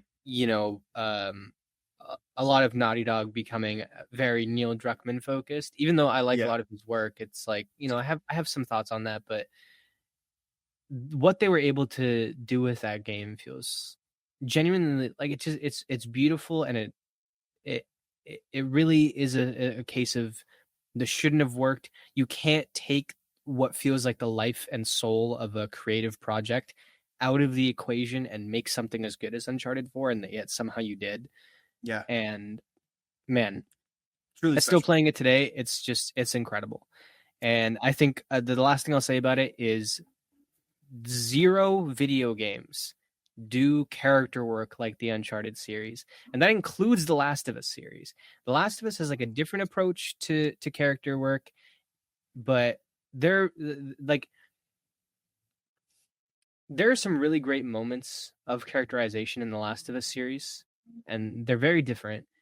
And I sometimes look to the beginning of The Last of Us 2 when I make this comparison, because the beginning of The Last of Us 2 is the only time for like a 3-hour segment where things are like kind of chill. Yeah. People can be a little bit more jovial with one another, just a little bit, until like the worst thing of all time happens. And then, but for that section, it's the closest tonally that it can ever get to Uncharted. And it feels like completely different, the way that definitely, characters are interacting with each other. It just doesn't feel as natural. It feels so stilted. It feels there are elements at the beginning of that game that people like. I actually think that some of the weakest moments of writing in that entire game are in the first 3 hours. Of The Last of Us 2? The Last of Us 2, yeah. Yeah. Last of Us 1, no, the writing's great all the way through, I would say. So that's my hot take about The Last of Us 2 that I feel like a lot of people don't share. It's like, honestly, it's before that big event happens. I don't know. Wow. But compared to Uncharted and the way that they go between Drake talking to himself and then talking to different characters, and his tone of voice changes when he's talking to different characters, and the exact way that he's joking also changes. And you can see the influence that somebody like Elena has on him, somebody that Chloe has on him, that Sully has on him, that his brother has on him. He is a malleable person like every single interaction that he has is very human and it's very him, and you can identify him in each of those interactions. But the other character is actually like imparting themselves into, how the conversation is playing out. Yeah. And then when you're by yourself and you're talking to yourself, you kind of seem crazy a little bit, and sometimes you acknowledge that you are crazy, but they don't let it go so long that it feels annoying that he keeps talking to himself. And there are actual moments where he will shut the hell up.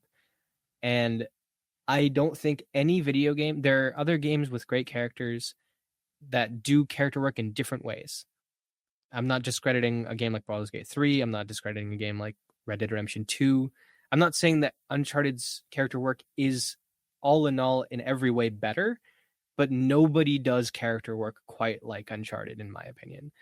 And that's the last I'll say on that. I love this series. You met Nolan North, didn't you? I did. Yeah. I mean, it wasn't like a, you were like buddies with in him, a normal way. Yeah. But, it was at what convention was that? It was a Vancouver Comic-Con. Nice. Dude, yeah, that's sick. He's great. I love it. Which is weirdly enough, they filmed part of The Last of Us 2 in Vancouver. Oh yeah. But they filmed it right after I left Vancouver. But they filmed the first season of that show in Calgary, which is crazy because nothing gets shot in Calgary. Nothing happens in Calgary. Calgary's where I grew up, by the way. Yeah. Yeah. Calgary's where I grew up. And it was so funny. You were mentioning how playing New Vegas was your connection to your dad, and he was like pointing things out. And all I could think of is the only thing that compares to that for me is like here at this stage of my life, watching The Last of Us and seeing the scene where the highway is filled with destroyed cars and everything like that. And they actually built that set in Calgary, and you could like drive by it and see like this destruction put over there. And that's sick. Going to like Mount Royal University, which is one of the universities there. And my brother and I drove out there 40 minutes because we heard that Pedro Pascal and Bella Ramsey were there filming. And we just wanted to like get a glimpse, and we saw them like doing something, and we saw like the horses. They had like actual horses that they had brought to a university campus. It was crazy. Huge tangent, but it was just wild to see something filmed in my hometown, which is like the smallest hometown. It's got like 1.6 million people. It's not like tiny, but definitely you wouldn't expect a lot of things to be related to Calgary or happening around Calgary. It's really that, and then Until Dawn takes place in the province of Alberta. But that's really special. Right? Yeah. I love shit like that. That's good stuff, man.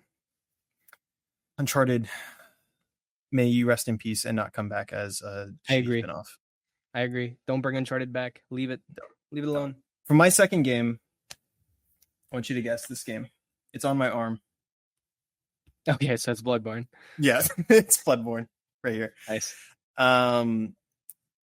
Seminal game for me.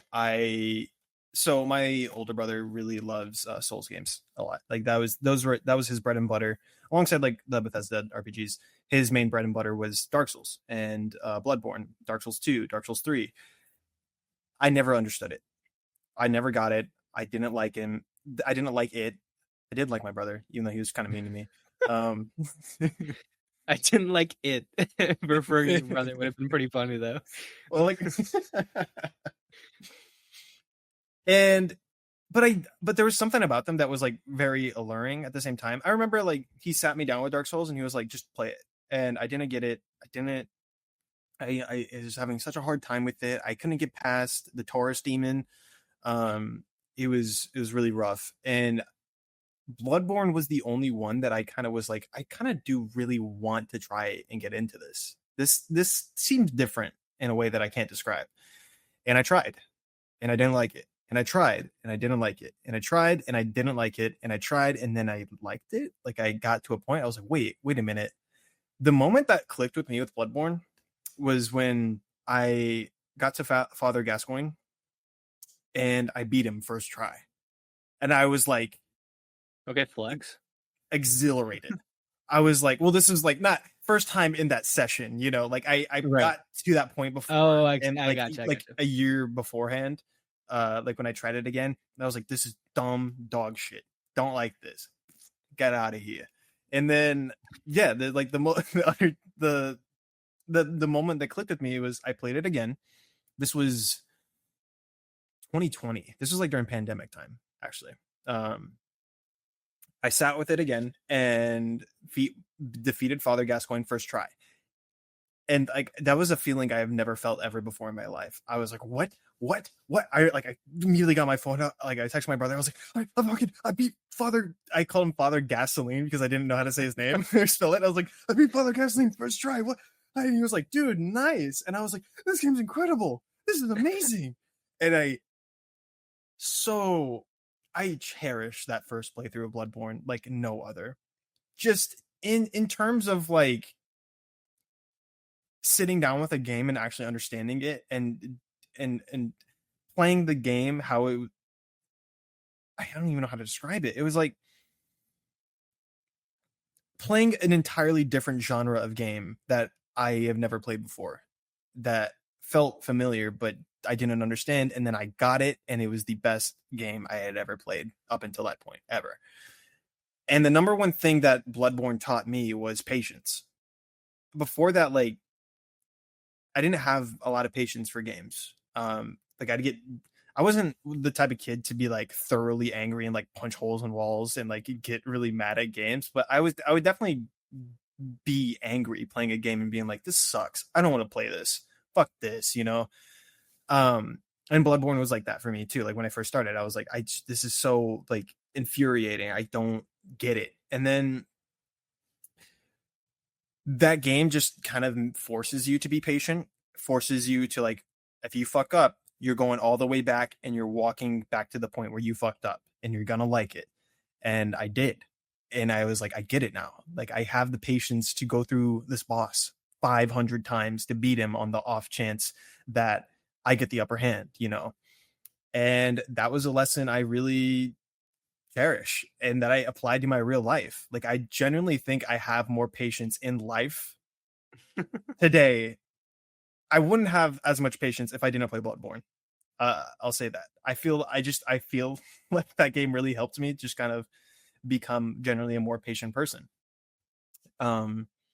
Very special time. Just kind of, well, not really that special, but it was like influential time. I remember, so this was high school for me, like junior year, when the whole COVID thing was happening, and it was like back to school time. Everyone was like, okay, we got to go back to school because we can't afford to lose any more school, but there wasn't any vaccines out. And I was like, no, this is a really bad idea. I don't want to go to school if people are just, obviously. And what happened? Oh, a bunch of kids got COVID the second we went back to school. And I remember sitting in chemistry class, and then I got pulled out of class and went to the office. So, and they were like, so we're going to be real with you. The kid that you were sitting next to has COVID, and we think you might have COVID now. And I was like, oh no.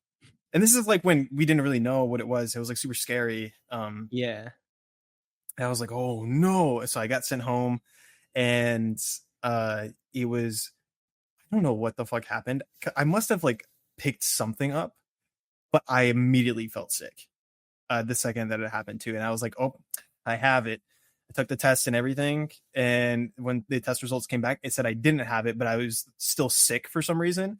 And the only game that was with me was Bloodborne. I was playing Bloodborne the entire time, just with like being pissed off about the world and like what was happening, and like, you know, me possibly having COVID right now. And it's like, how am I going to live out the rest of my days? I'll play Bloodborne, I guess. I'll die playing Bloodborne. I'll die happy. I wanted to do so many things. I wanted to beat all of the From Software games. That's my last dying wish. And so that was my experience of Bloodborne. And I still love and cherish that game to this day. Me and my brother constantly are, gushing about it. And we're constantly theorizing about when they'll drop a remaster, remake, whatever. And we're constantly being frustrated about this game. Yeah. And yeah, the number one lesson it taught me was patience. So I know you are a big Bloodborne guy too. Big Bloodborne Something guy. tells me. Yeah. I don't have it on my arm. I have it on my. Actually, no, I don't have it on my hands. I was gonna say I was debating between a bunch of like my rings are. One of them is like an engineering ring. This is just like every Canadian engineering graduate gets this, but the other ones are video game ones, and I have The Last of Us on here. I have Elden Ring, and I have Sekiro, but I don't have Bloodborne, even though they had a Bloodborne ring. I should have gotten it. Nice. But and then you got the Uncharted one. Yeah, and then the Uncharted that's the necklace exactly, one. Exactly. Yeah. I kind of have. I'm surprised how similar our Bloodborne story is, even like timeline wise. It wasn't for me. It was 2019, so it was right before COVID. Mm-hmm. But for both of us, that's like a little bit later because it came out in 2015. Yeah. And a similar thing. I was not in a good headspace when I started playing Bloodborne, and it's so interesting for a game that depressing and that like just consumingly dark and gothic and hopeless, and even the like you mentioned Father Gascoigne, who's the first like true boss and the first mainline like non-optional boss. Yeah. And the fact that he's like a raving lunatic who got like the sickness, and his daughter like wants you to save him, and this music by it's so deeply thoroughly tragic. Depressing. Yeah. And for that to be the thing that kind of gave us hope at a dark time is so strange. But I think a lot of people have like, and it's almost corny to say now with like the whole like Dark Souls saved me thing. Yeah. But I think the Souls games, what's so unique about them is that when you first play them, it's just, I think for a lot of people it doesn't click, and there's something in the back of your head that says that you should keep trying it because there's I don't know what it is that they like chemically alter your brain to be like, I hate this game, but for some reason I want to try to enjoy it again. And once you actually get through to the other side, it's one of the only game franchises I feel like that can shift your entire perception of something that you might have enjoyed for years and years and years. Like Bloodborne is a moment in time where a lot of the things that I thought about games shifted as well. And it's definitely, I think that's why you get those like Dark Souls, Bloodborne, etc. saved me videos and rhetoric, because there's just nothing that really challenges you mentally as well in that same way and alters the way that you think about even your biggest passion. Yeah. And yeah, there's something really special about anybody who enjoys the Souls series, like your first Souls game, it's really going to stick out to you. Bloodborne wasn't my first Souls game, so that I think that's part of why it didn't get onto this list for me. But yeah, I related to a lot of the stuff that you were saying there, and yeah, I love it. I love that these games. Like what you said, there's like an intrinsic kind of mental lesson that we learn with these games, and that speaks to a lot of us. And I think honestly, like the FromSoft Souls games are probably some of the most important like works of art ever created, like for this time period, like 2010, 2020s, like just for like what it has done for so many people. And I don't really, that needs to be academically explored. Like someone write a, I feel like it has been. Some high-ranking mental health analyst write something about that. I'm not. You know what we need? What? We need another white video essayist to make a video about the Souls series. And you're our guy. You're our man. You think so? You really think so? I was thinking the exact same thing, dude. You have a Bloodborne video, right? I do have a Bloodborne video. Yeah. I have a Bloodborne video too. I mean, like anybody who plays these games and enjoys them, you're gonna make some shit about it. Come on. Most definitely. It's simultaneously the most oversaturated like concept, but also this like I felt this need to say it. I'm sure you felt this need to say it. Mm-hmm. And at the end of the day, you're right. I think it is one of the most, that this series as a whole is just one of the most important artistic statements of the last 15, 20 years. Definitely. I think that's, people can kind of make fun of that, but at the same time, I don't know. I'd stand on that. I'd stand on business there. So yeah, that's it for Bloodborne. Truly one of the games of all time. It really is. Asad, what is your third game? Okay. This third game takes place in the 1500s, the late 1500s. And you can chime in whenever you want to, by the way. Okay. The game's official Metacritic score, which is its score on the PS4, because that was the one that got the most reviews, is a 90. Any guesses so far? It's pretty broad.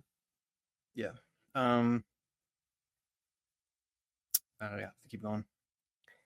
This game was nominated for or won Game of the Year. So I'm not going to tell you if it actually won, but it was at the very least nominated for Game of the Year. Late 1500s. Late 1500s. Yes.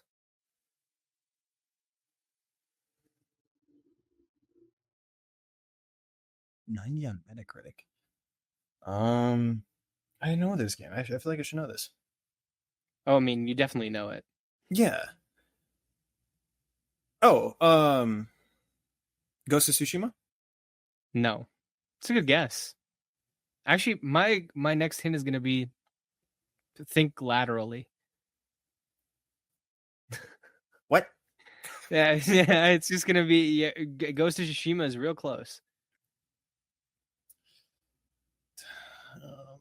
For Honor. What? No. For Honor. No. This game won Game of the Year. How about that? Yeah. It won Game of the Year. Okay. So what? Yeah. That's a new piece of information. It won Game of the Year. 2016 was Overwatch. 2017 was Breath of the Wild. 2018 was God of War. Yep. What was 2019? What was 2019? Is that the one that won Game of the Year 2019? So is it? Okay. It is. What was the game? You're gonna be mad at yourself. 2020 is The Last of Us Part 2. I guess no good game came out in 2019 is what you're saying. Oh, Sekiro. Yeah, there you go. Sekiro. Okay, there we go. Well, there it is. 1500s. I was assuming like based in like realism, like yeah. that game's not realism. No, not at all. This is why I had to keep a bit of a tight lip on some of the opinions I had on Bloodborne, because so many of them are connected to my feelings on Sekiro. But Sekiro was my first Souls game, so it's interesting we both have our first. Well, this isn't my Sekiro is further from the traditional Souls experience, but it's all same umbrella. I might cover some of this in an upcoming video also. So for anybody who's watching, if I'm repeating myself here and in that video, forgive me. But this was my introduction to FromSoft games. Like we were saying, you never really forget your first one. If you're a fan of this franchise, you really don't forget it. No. Same thing as what you were saying with like teaching me patience and everything like that. I actually got Sekiro. It was kind of an accident, like the way that not an accident, but there could have been a situation where things did not go this way, because I was watching pre-release videos of Sekiro and it seemed really cool. And I heard that it was from the people behind Dark Souls.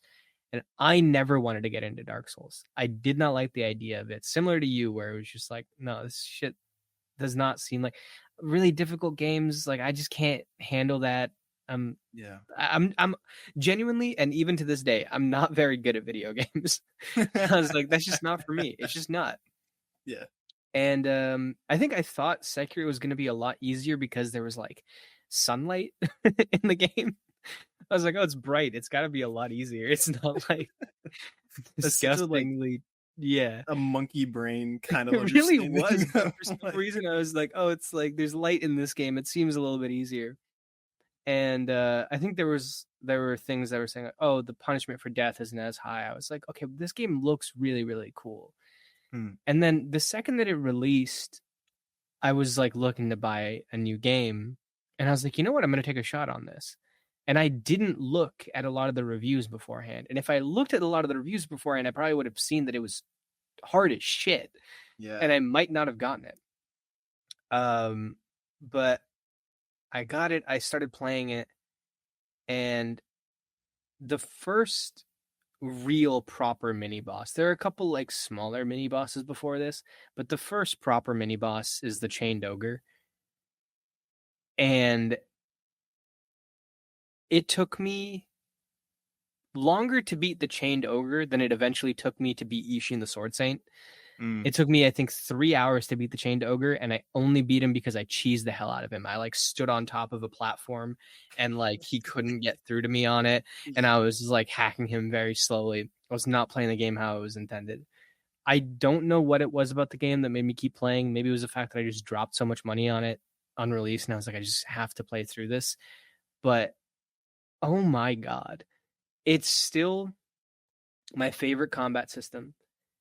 It truly is the definition of taking an idea and perfecting it and putting it out there.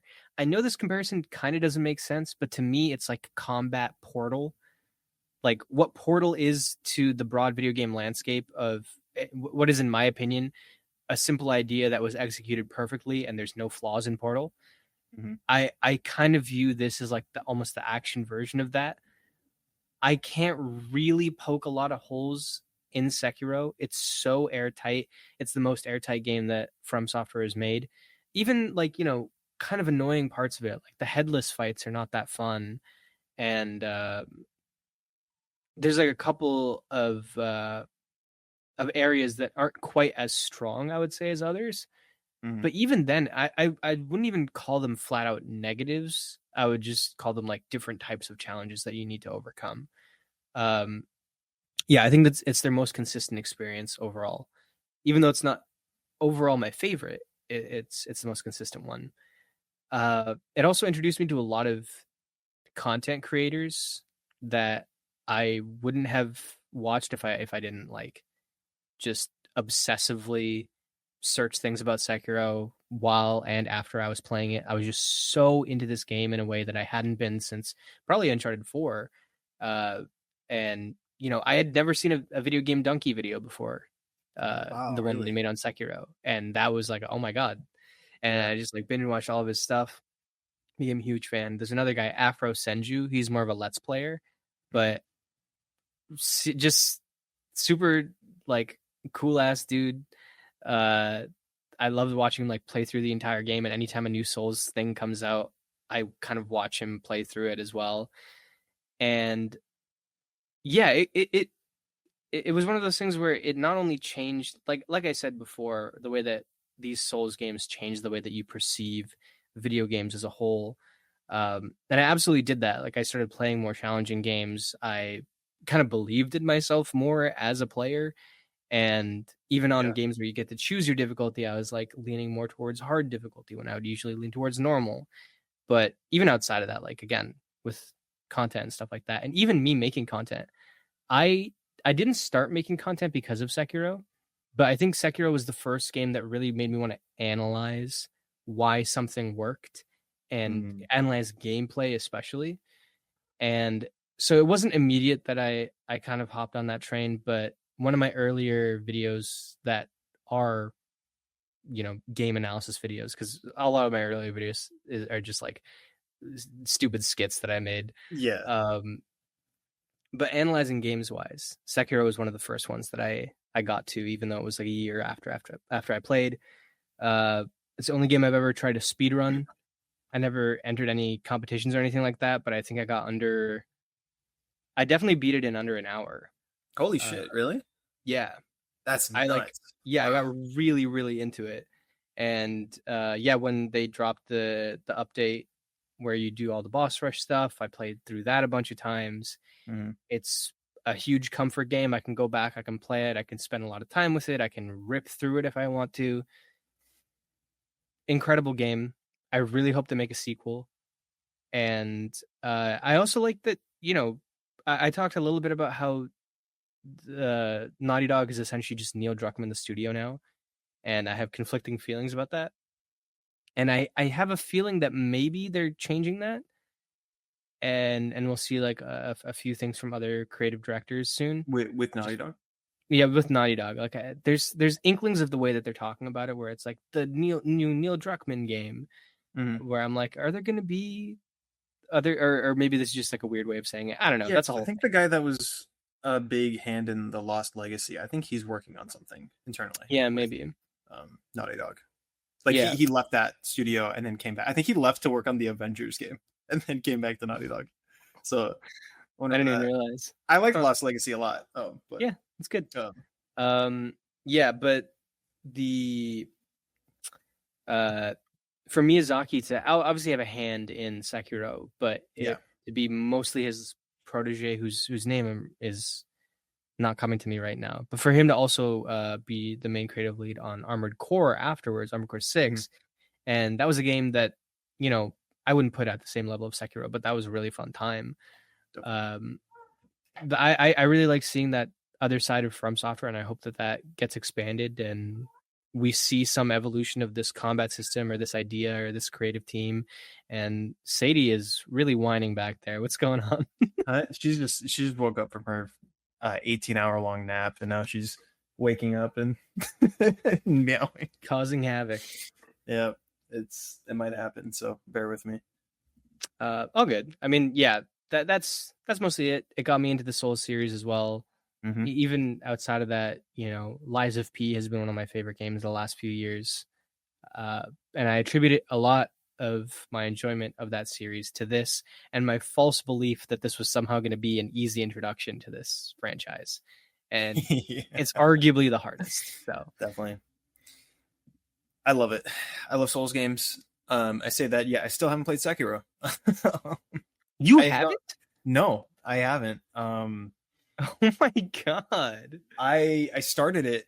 So I when I beat Bloodborne for the first time, I was like, oh, I'm going to play the rest of these for sure.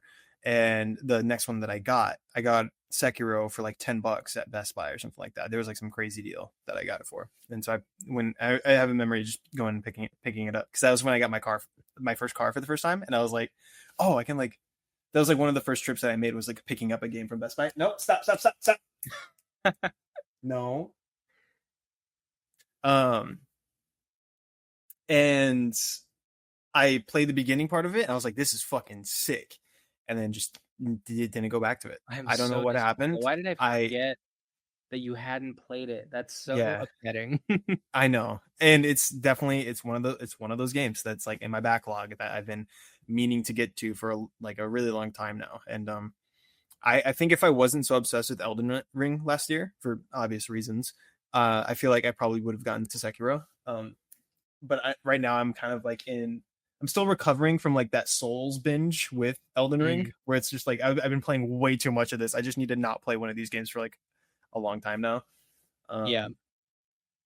What you said about these games being like comfort food now that really spoke to me, because I feel the same about Dark Souls and Bloodborne, because both of those games, like, even though like it was a journey to like actually understand them and to actually beat them and like get to the point where like those games were like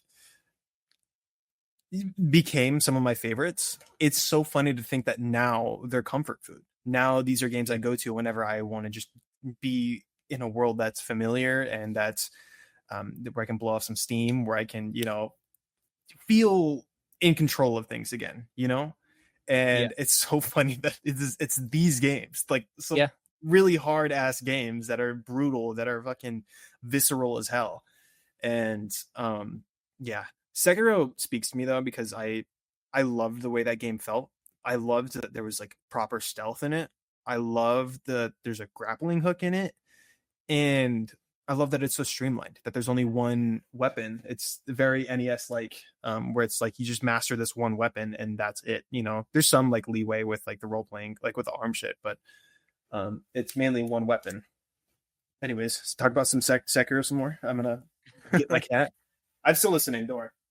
All good. I'll say that the most interesting thing about Sekiro to me, in comparison to a lot of the other Souls games, and the reason that I think that it's the best one to use as comfort food, is when you get good at the other Souls games, there's like levels of getting good at it. Like obviously there's some people who can no hit run it and it's ridiculous, and even Soul level 1 stuff. But there's a messiness to playing a lot of these games where, especially if you're not playing on New Game Plus, if you're starting like a new fresh save file of one of these games, it's going to be a little bit messy the way that you can get through the game. Like you're going to make some mistakes, you're going to die to some stuff. It's even when you win a fight, you're going to you fuck. Oh no. Just got it on my pants. Cotton 4K. Literally. Keep going. Yeah, it's just totally lost my train of thought. She's so cute though. I know. Going after it. You can't even see like the bottom of her mouth because it's so dark. Oh really? Yeah, so it's like I can kind of see it, but it just her mouth moving around, that is funny. Anyways, yeah, so there's like a messiness to replaying those games, even if you get pretty good at them. And the thing about Sekiro is that once you understand Sekiro, it's like in your goddamn like bloodstream. It's I think Sekiro, for being as absolutely like soul crushingly difficult as it is, I think if I put like a little bit of time into it, I could actually no hit Sekiro. Really? Again, as somebody who's not that good at video games, like I'll be very transparent about that. I think I could do it. And I could definitely no hit the boss rush, even though the bosses in this game are tough as nails. And again, like Ishin the Sword Saint, who is the final boss, and is, in my opinion, maybe the best designed boss of all time in any game ever. In any game ever? It's a huge statement, but I genuinely think Ishin the Sword Saint is, like, design-wise, mechanically, the best boss of all time. I would love to put that to the test, because if there's one thing I've heard about Sekiro, it's that last boss fight is something. It is truly like a really, really special moment, and I've always been so curious about experiencing that for myself. But I haven't gotten there yet. Yeah, and hopefully I can get there soon. And when I do, I'll talk about it. But absolutely, he seems so unfairly difficult when you first get to him, and now I can play through that boss fight and it feels like everything is. You ever watch Kung Fu Panda 2?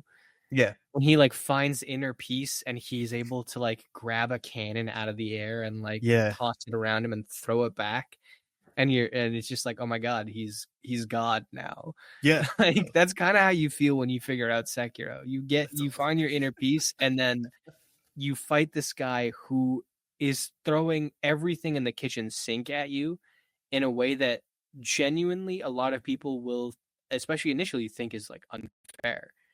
And I was like, I don't even know if I can beat this guy. And now I can go back to him and not even use a healing item. That's crazy. And I don't think you need a lot more work to get there with the other games, other Souls games. But I don't think you need that quite as much with Sekiro. And there's a beauty to being able to play a game that's that timing focused and that difficult, and you really do feel like you overcame it, and it's still fun. Like you'd think that takes away all of the challenge, but it just turns into a rhythm game then. Definitely. It's great. I could talk about Sekiro forever. I really want to make like another video on it, and I really want to convince you to play it. I know you got a lot on your plate, but I'll get Landen to play it at some point eventually. This is one of those, because we've talked about starting like a little book club thing with the podcast, and I feel like that's one of those games that we would certainly talk about.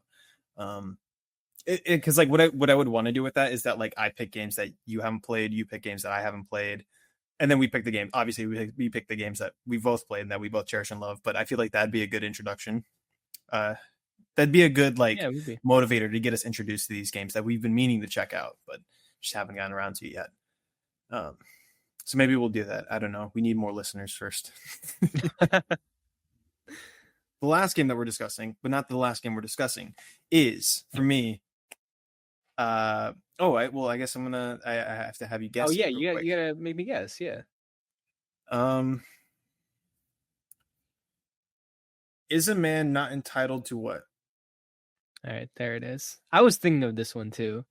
And I'm also like having flashbacks to the time that you told me that thing about Castlevania last time, and What I is a man? fucked it up. A miserable little pile of secrets. Yeah, What is a man to confused. Andrew Ryan? Greatness above everything else. I don't know. That guy's fucking crazy. Yeah, my game's Bioshock, if you didn't know. Bioshock 1, 2, and Infinite. Dude, I love the reverse cover of Infinite. Can I see that? Can you pull that up closer? Yeah. Oh, yeah, my bad. It is beautiful. Yeah, that's way nicer than the main, like, the generic thing. And then on the back, it says, the mind of the subject will desperately struggle to create memories where none exist. And that is by one of the Lutece twins. So yeah, my journey with Bioshock is an interesting one. It's kind of similar to the whole Dark Souls thing, where I played Bioshock Infinite for the first. That was my first introduction to the series. It was in 2013. My brother was interested in it, and he got it from GameStop. I remember picking it up with him and putting the game in, sitting down and playing it, and being like, "This is fucking sick. This is cool. You're in the sky. It's beautiful up here. You're just shooting people. Who's this girl? She's cool." And I remember at the beginning. I'm sure that's what you thought. I had the biggest crush on her. How old are you? This was like 9, 10. Yeah, that checks years old. And then when I actually played the game for myself at like 13, 14, it was like I was a big degenerate. And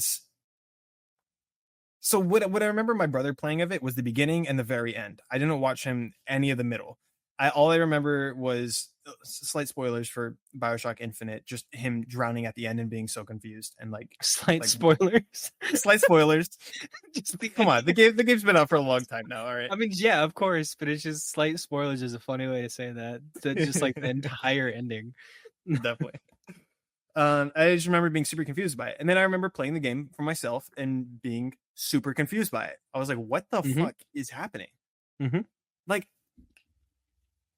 I wasn't disappointed by the game when I played it. In fact, I loved it at the time. I still thoroughly love it today, even though I know that it's kind of nonsensical at a point.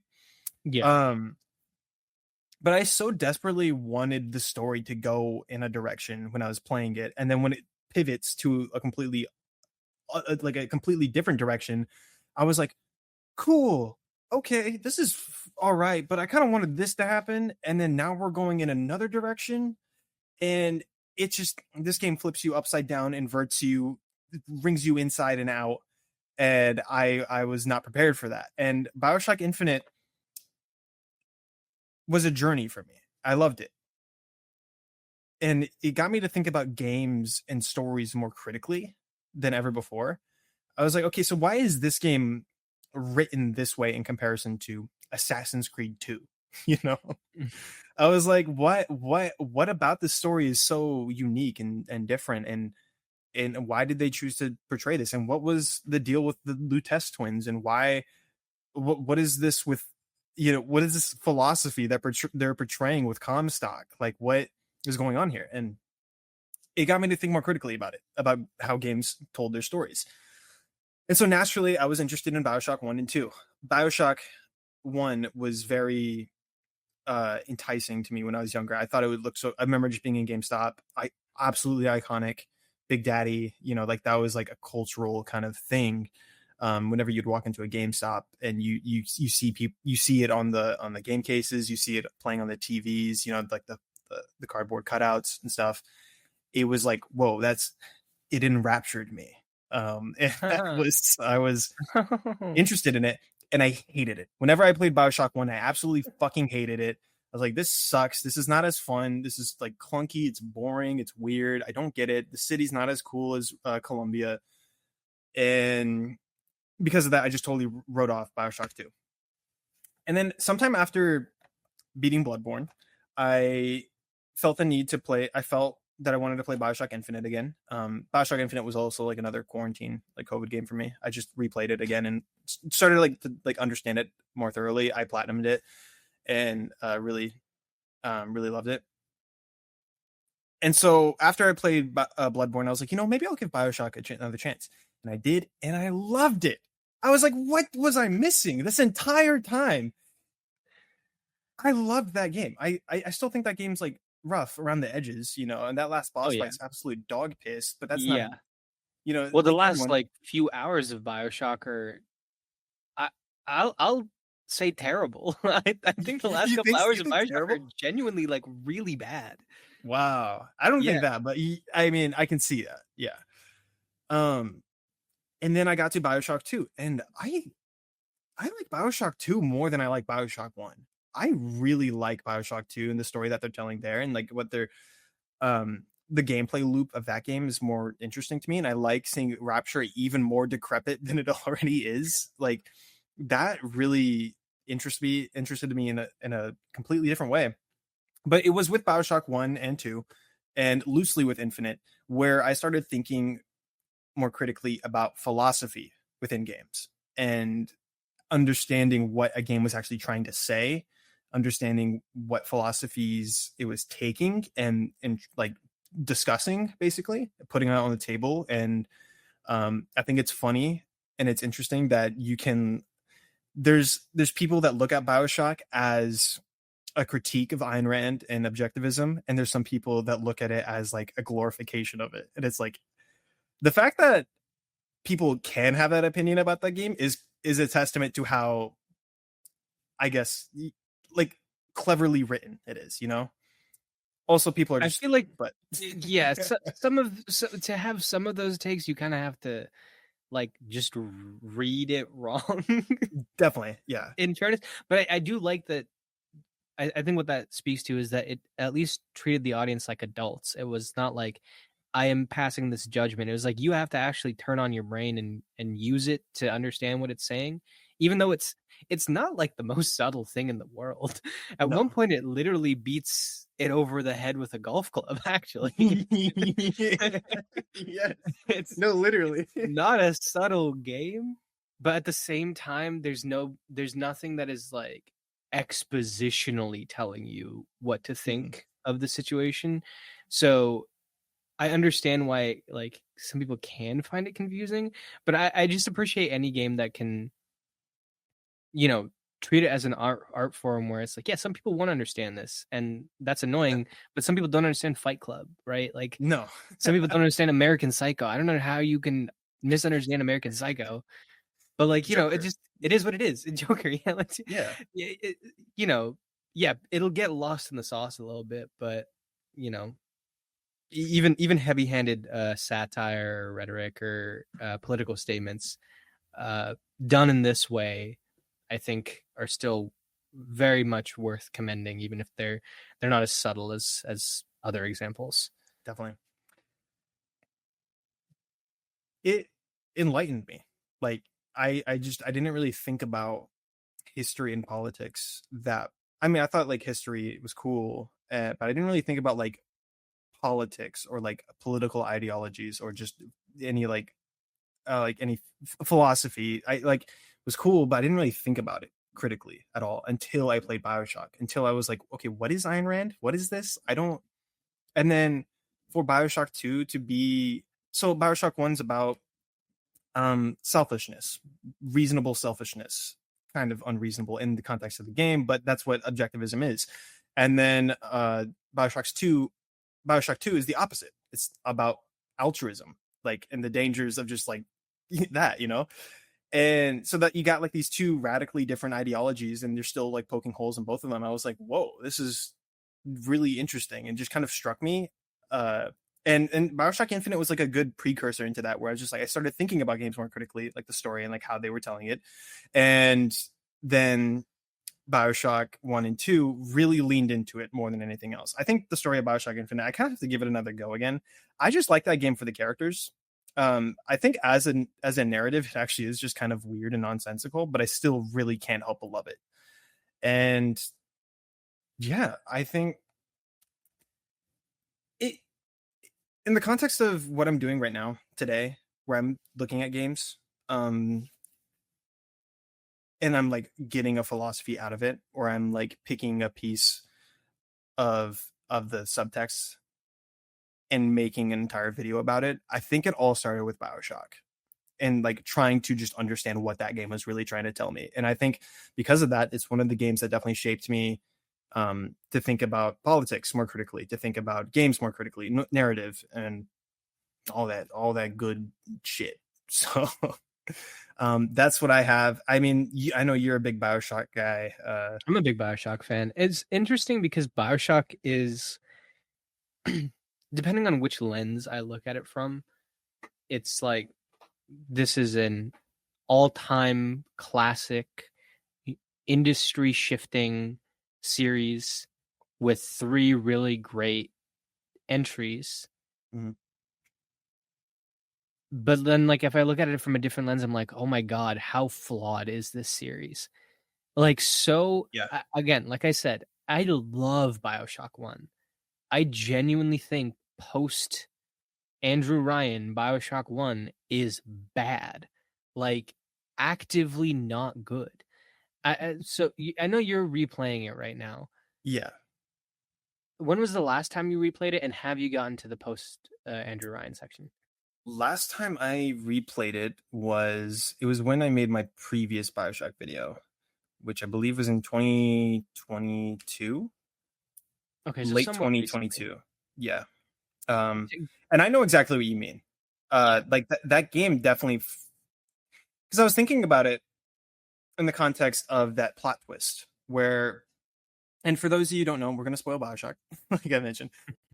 The plot twist of that game is that you're a mindless drone that you were like created as an experiment, and it plays with the notion of being a silent protagonist, where you are being told to do things in a video game, and you're doing heinous things. You're killing people. You're going through it. You don't really know why, but you as a player, you know why. It's because you want to get through the game that you just bought. But it plays with that narratively, and then after the fact, it kind of just is like, yeah, so you were brainwashed the entire time, basically, but now you kind of have free will, but you're still doing the exact same thing that you were doing beforehand, like mindlessly following instructions, mainly just because you want to get the bad guy, and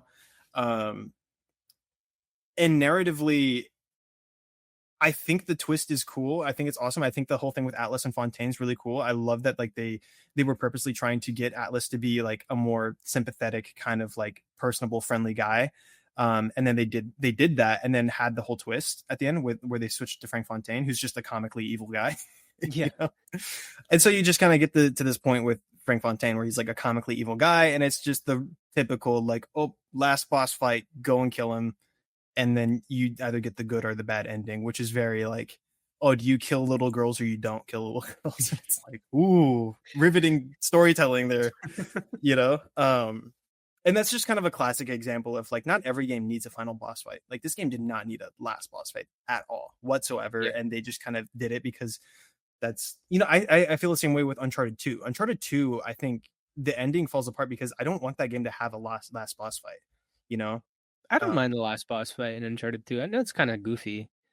I think narratively it kind of just is, it makes it more gamey, which in Uncharted 2 it's fine because it's a fun game. It's a like popcorn movie kind of experience. Yeah. But in Bioshock, it's more than that. And it's like, this just feels like you're already subverting, and then you're going back on it. You with the end of it, Yeah, and I don't know.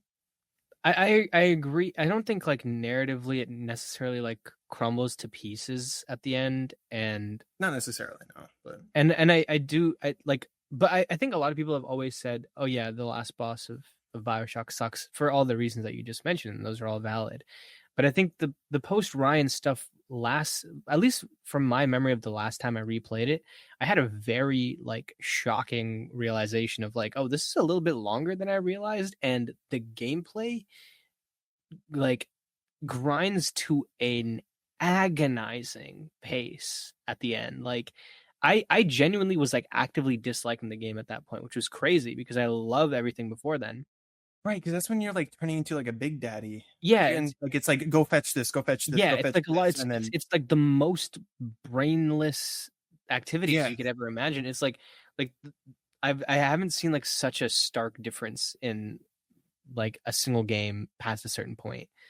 And then Bioshock 2 is probably like the most consistent of all of them Mhm. uh overall, but it also doesn't have that thing, and it's also part of that is because it's like it's re-exploring Rapture. There's a lot of reused assets and reused areas, Yeah. and there is still a lot of like fetch questiness in that game. And even though overall I think it's a lot more again consistent, Bioshock 1 hides the fact that it's so fetch questy in a way that Bioshock 2 doesn't necessarily, and also the Mhm. way that Bioshock 1 does it makes the plot twist stronger Yeah. uh as a whole. But and then Bioshock Infinite is like you're yeah, partially it's nonsensical, and I haven't experienced a game age like milk so fast. Like I it's so weird. I really like Bioshock Infinite.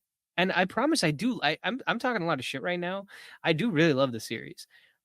But I when I try to replay Bioshock Infinite, I couldn't get past like Really? 5-6 hours where I was just like, oh, this is like really they really like I remember people complaining back then that like they had streamlined a lot of the gameplay and they had taken away, you could only have like a couple powers, a couple guns. They took away the weapon wheel, like a lot of things like that.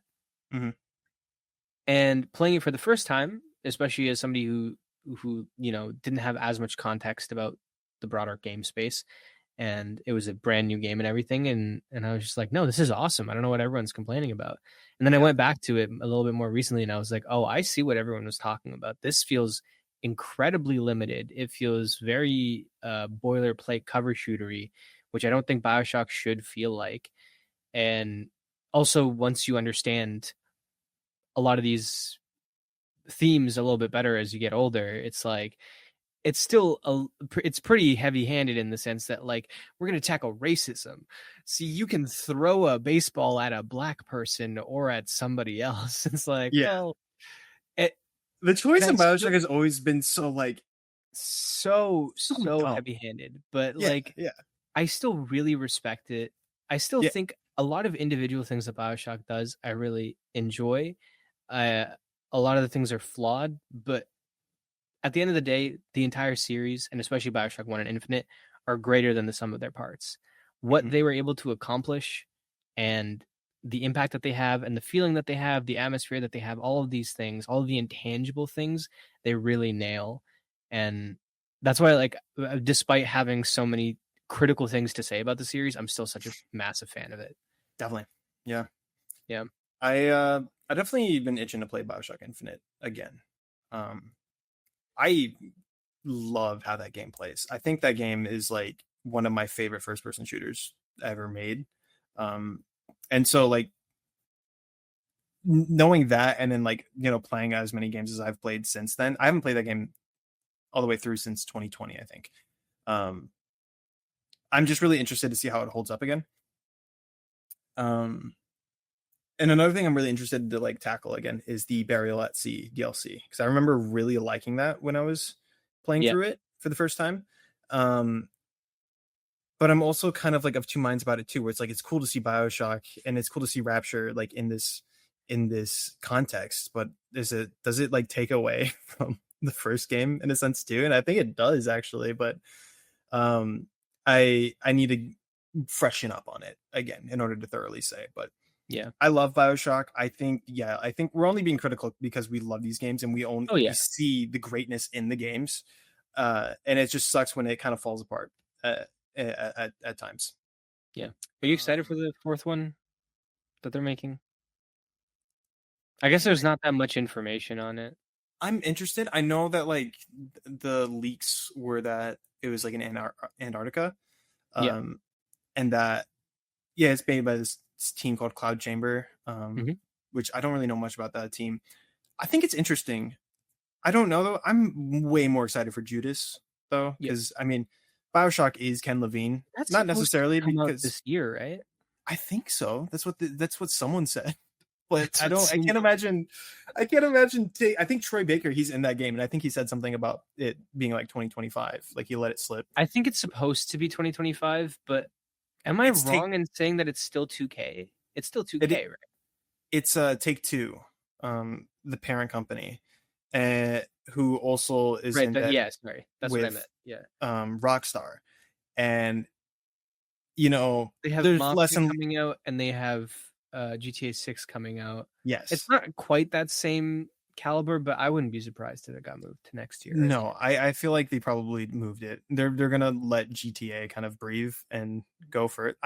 It'd be smart to put Judas out first before GTA 6, I think. And like the only way you can do that is if you release it this summer, which I doubt they're doing. Because GTA 6 looks, I imagine that's gonna be like a November game. For sure. We'll have to see unless they delay it. Yeah. But I think what I'll say about Judas is I just hope I hope that Ken Levine is able to tighten the screws a little bit more, because the same things that I can forgive with like Bioshock 1 and Bioshock Infinite, I feel like unless he truly does something that is like people aren't even thinking about. I know that he's got this like story blocks idea of his narrative Legos, yeah, and that's cool, but if it's not genuinely a revolutionary idea, then I don't think this game can have the same level of roughness around the edges that all of the Bioshock games had, and him still be viewed as like this incredible auteur, I guess. I'm cautiously optimistic. I think he is.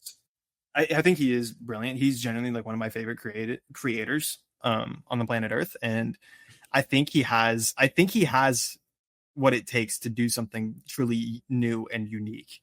And I think he can do that with this whole narrative Legos concept. And I'm excited to see what this looks like in practice with Judas, because he's been talking about this since 2014. And I know he's totally, a lot of people were kind of upset with him, like when he disbanded Irrational Games after Bioshock Infinite, but took like the best talent from that and made Ghost Story games, and hasn't made a game since Infinite, but has been ruminating on this idea of narrative Legos. And I think that's really interesting how he's like, he saw how the industry was going, that it's like, oh, even more money, even more output, even more like this and that, whatever. And he's like, no, I'm going to downscale. Like, I'm going to take a step back, really hone in on like creating a single game, like a single quality game.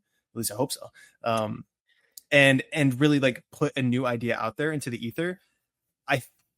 The fact that he got talent from I think the guy who set up the Nemesis system in Shadow of War and Shadow of Mordor, he also got that guy to help him on developing this narrative Legos idea. And the Nemesis system is like probably one of the most interesting things I've seen in a game in the past like 10 years, It was older than 10 years ago at this point. Yeah, actually. Yeah, 11 years. Yeah. 11 years. It's one of the most interesting and unique things that like happen in the game. So I think if you get the guy who made one of the most interesting, unique video games of all time with Bioshock and Bioshock Infinite, and the guy who developed, can you stop, please? And the guy who developed the Nemesis system, do you have something that could be revolutionary potentially? But keep expectations in check. Go into this game, arms crossed, expect to be disappointed. And then I'm hoping to come out, thoroughly pleased with it. I get that. I last thing I'll say on that is just, there's been a lot of reports of how many times he's had to reset it, and his team will have to make things, and he'll change his mind on it, and he goes, and like people have talked about how he maybe does need an editor, and maybe does need somebody above him saying like, hey, you gotta put XYZ out. And it's interesting. We're seeing a lot of, I've been thinking a lot about, like, I guess the ownership of ideas and uniqueness, and not pandering to like a specific audience for games like, Clair Obscur and KCD2 and stuff like that, where they're going against the grain, against what focus groups are saying, and producing something great, and it comes out and it's awesome. And the AAA scene is kind of struggling a little bit more, at least financially, because the budgets and the returns are starting to even out, even if some of the games are great. But I think interestingly, Judas can either be another notch in the corner of, doing things differently and being anti AAA essentially, and how that goes, and like how a company can fare doing that, or it might be the exact like opposing opinion of like, look what happens with that creative freedom, even with a guy like this, where it can all crumble, and this is why it's important to have rules and structure and deadlines and all this other stuff. So the release of Judas is going to be something that I'm very interested in seeing how it plays out. Yeah, just not only as a game, but as a story, as like a moment in gaming history. I think it's going to be really interesting. Honorable mentions of some of the games that also shaped us. Sid, you want to go? Spitball, just fucking go like crazy. Just throwing shit out there. Like I said, my Wii days, and I forget this sometimes, and I really like thought about my past, and I was like, oh, this is not what I guess not what I. It doesn't lead directly to who I am now, because I was a huge Sonic fan, and I kind of forgot that I was a huge Sonic fan. But I was specifically a fan of like the worst Sonic games. Oh, like really? I was a fan of Sonic and the Black Knight. I was a fan of Sonic and the Secret Rings. Yeah, wait, actually, I'm sorry. Like, those are the Sonic games that I played too. Yeah, really? yeah. And I hate Sonic, but like, that's so funny. And then Sonic Unleashed, the one where you turn into a werewolf. Yep. Like, I actually loved those games as a kid, and to grow up and be like, oh, they're all critically panned, and that's considered like the dark age of Sonic. Yeah, Everyone like destroyed his brand, and they're like really trying to like Sonic bring it back 06. bring that back from the grave. So interesting. I've played multiple Sonic games and loved them, and none of them are the games that people typically praise, except Sonic Mania. I played that, and I also love that one. Actually, yeah, Sonic Mania is kind of Ben 10 Protector of the Earth. Ooh. I played Ben 10 Protector of the Earth 400 times as a child. I love that game. Somehow I played it so many times and I can only remember one level. Yeah. And I think the only alien that I remember you can transform into is Heat Blast, but I know that you can transform into more. So I don't know how all of my memories of that have disappeared, but I do remember playing it a bunch as a kid. And then another easy one, The Last of Us. Yeah, kind of as a continuation of Uncharted. I could have thrown Bloodborne in there. I honestly could have thrown Bioshock in there. I played Bioshock right after The Last of Us. Really? Yeah, those games are like connected in a way that like I can't really describe. Yeah, but yeah. I think maybe the greatest run of all time for me was I went from Uncharted 3 to The Last of Us to Bioshock, and I was just like, games can't be bad. Every game is the greatest thing of all time. 10 out of 10. But yeah, those are my honorable mentions. Nice. Honorable mentions for me. The Batman Arkham series. Really, really seminal games for me. Knights of the Old Republic. Loved that game. Very nostalgic. I'm super excited for when they eventually, hopefully, they're gonna get to that remake in 40 years. Maybe we'll see, dude. I was through the moon when they announced that, and I was so thoroughly crushed. How long wasn't that? 4 years ago? Yeah, it was. Jesus, and it was like supposedly being developed before that too. It's a whole shit show. Knights of the Old Republic. The early Assassin's Creed games were also very seminal for me too. 1, 2, especially 2 and Brotherhood. Absolutely love those games. And God, come on, there was another one I was thinking of. Final Fantasy 7. Final Fantasy 7 was like it that was like one of the first retro games I played, and I was like, this is great. This is one of the greatest things I've ever played. I genuinely couldn't believe how much I loved that game. So now we're going to get into what we are playing. We did this 3 hours ago, where we kind of loosely described what we were playing. I'll just start right off the rip with Inscription. This game is so interesting. I kind of don't want to say that much about it because I think you really owe it to yourself to go into this game blind. I'll talk about it as broadly as possible, but really ominous, really like interesting, and like it piques my curiosity a lot. It's a card game. You're sitting down with this mysterious kind of figure, and you're just playing the game that he's telling you to play with these really cool looking cards. You're in this nasty little shack. Real cool indie vibe, very dark, very scary. It reminds me a lot of the horror elements from Adventure Time, but like rolled into a card game, basically. How that show is like really cool, jolly, and whimsical, and then it'll hit you with like the most like terrifying or like eldritch existential horror you've ever seen, and it's like that, but just as a game, and it kind of has like a little bit of that humor too. So yeah, it's like a lot of the horror elements of Adventure Time rolled into a card game, and that's all I'll say about it. Go into this game as blind as humanly possible. It's really, it's a treat. Then I finished Metal Gear Solid 3 Snake Eater. I'm gonna pause you real quick. Yes. Super quick. Thoughts on Inscription? That game is an all-time classic. Yeah.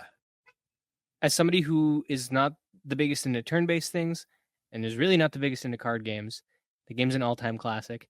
You owe it to yourself to play it. It has one of the coolest vibes, has unbelievably good sound design. Like, yes, dude, the sound design in that game is incredible. Dude, it was like scratching my brain. I was like, this is just it's another near perfect game. There's some things that it does that doesn't get it to the point of like, because it can't be as airtight, because it really does make a lot of I'll just say adventurous moves and things that you aren't quite expecting. And I'm a little curious, and I won't ask you, but I wonder if you've even gotten to a lot of the stranger parts of this game. Yes. Okay. Have you finished it? I'm in the third act right now. Okay. Then yeah.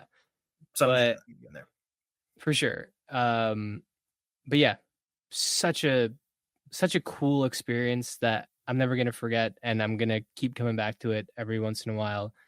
It's gonna stand the test of time. Absolutely, it's one of those games. Definitely. My little brother, he's playing it, and so we've been kind of like raving about it together, like just through like texts, and we were both like, I kind of want to play this. Like, it doesn't make sense really. But it's like, I want physical cards and I want to play this in real life like, with each other. It really doesn't make any sense, but I at least love to like collect them. I don't know if they sell like almost as merch if they had.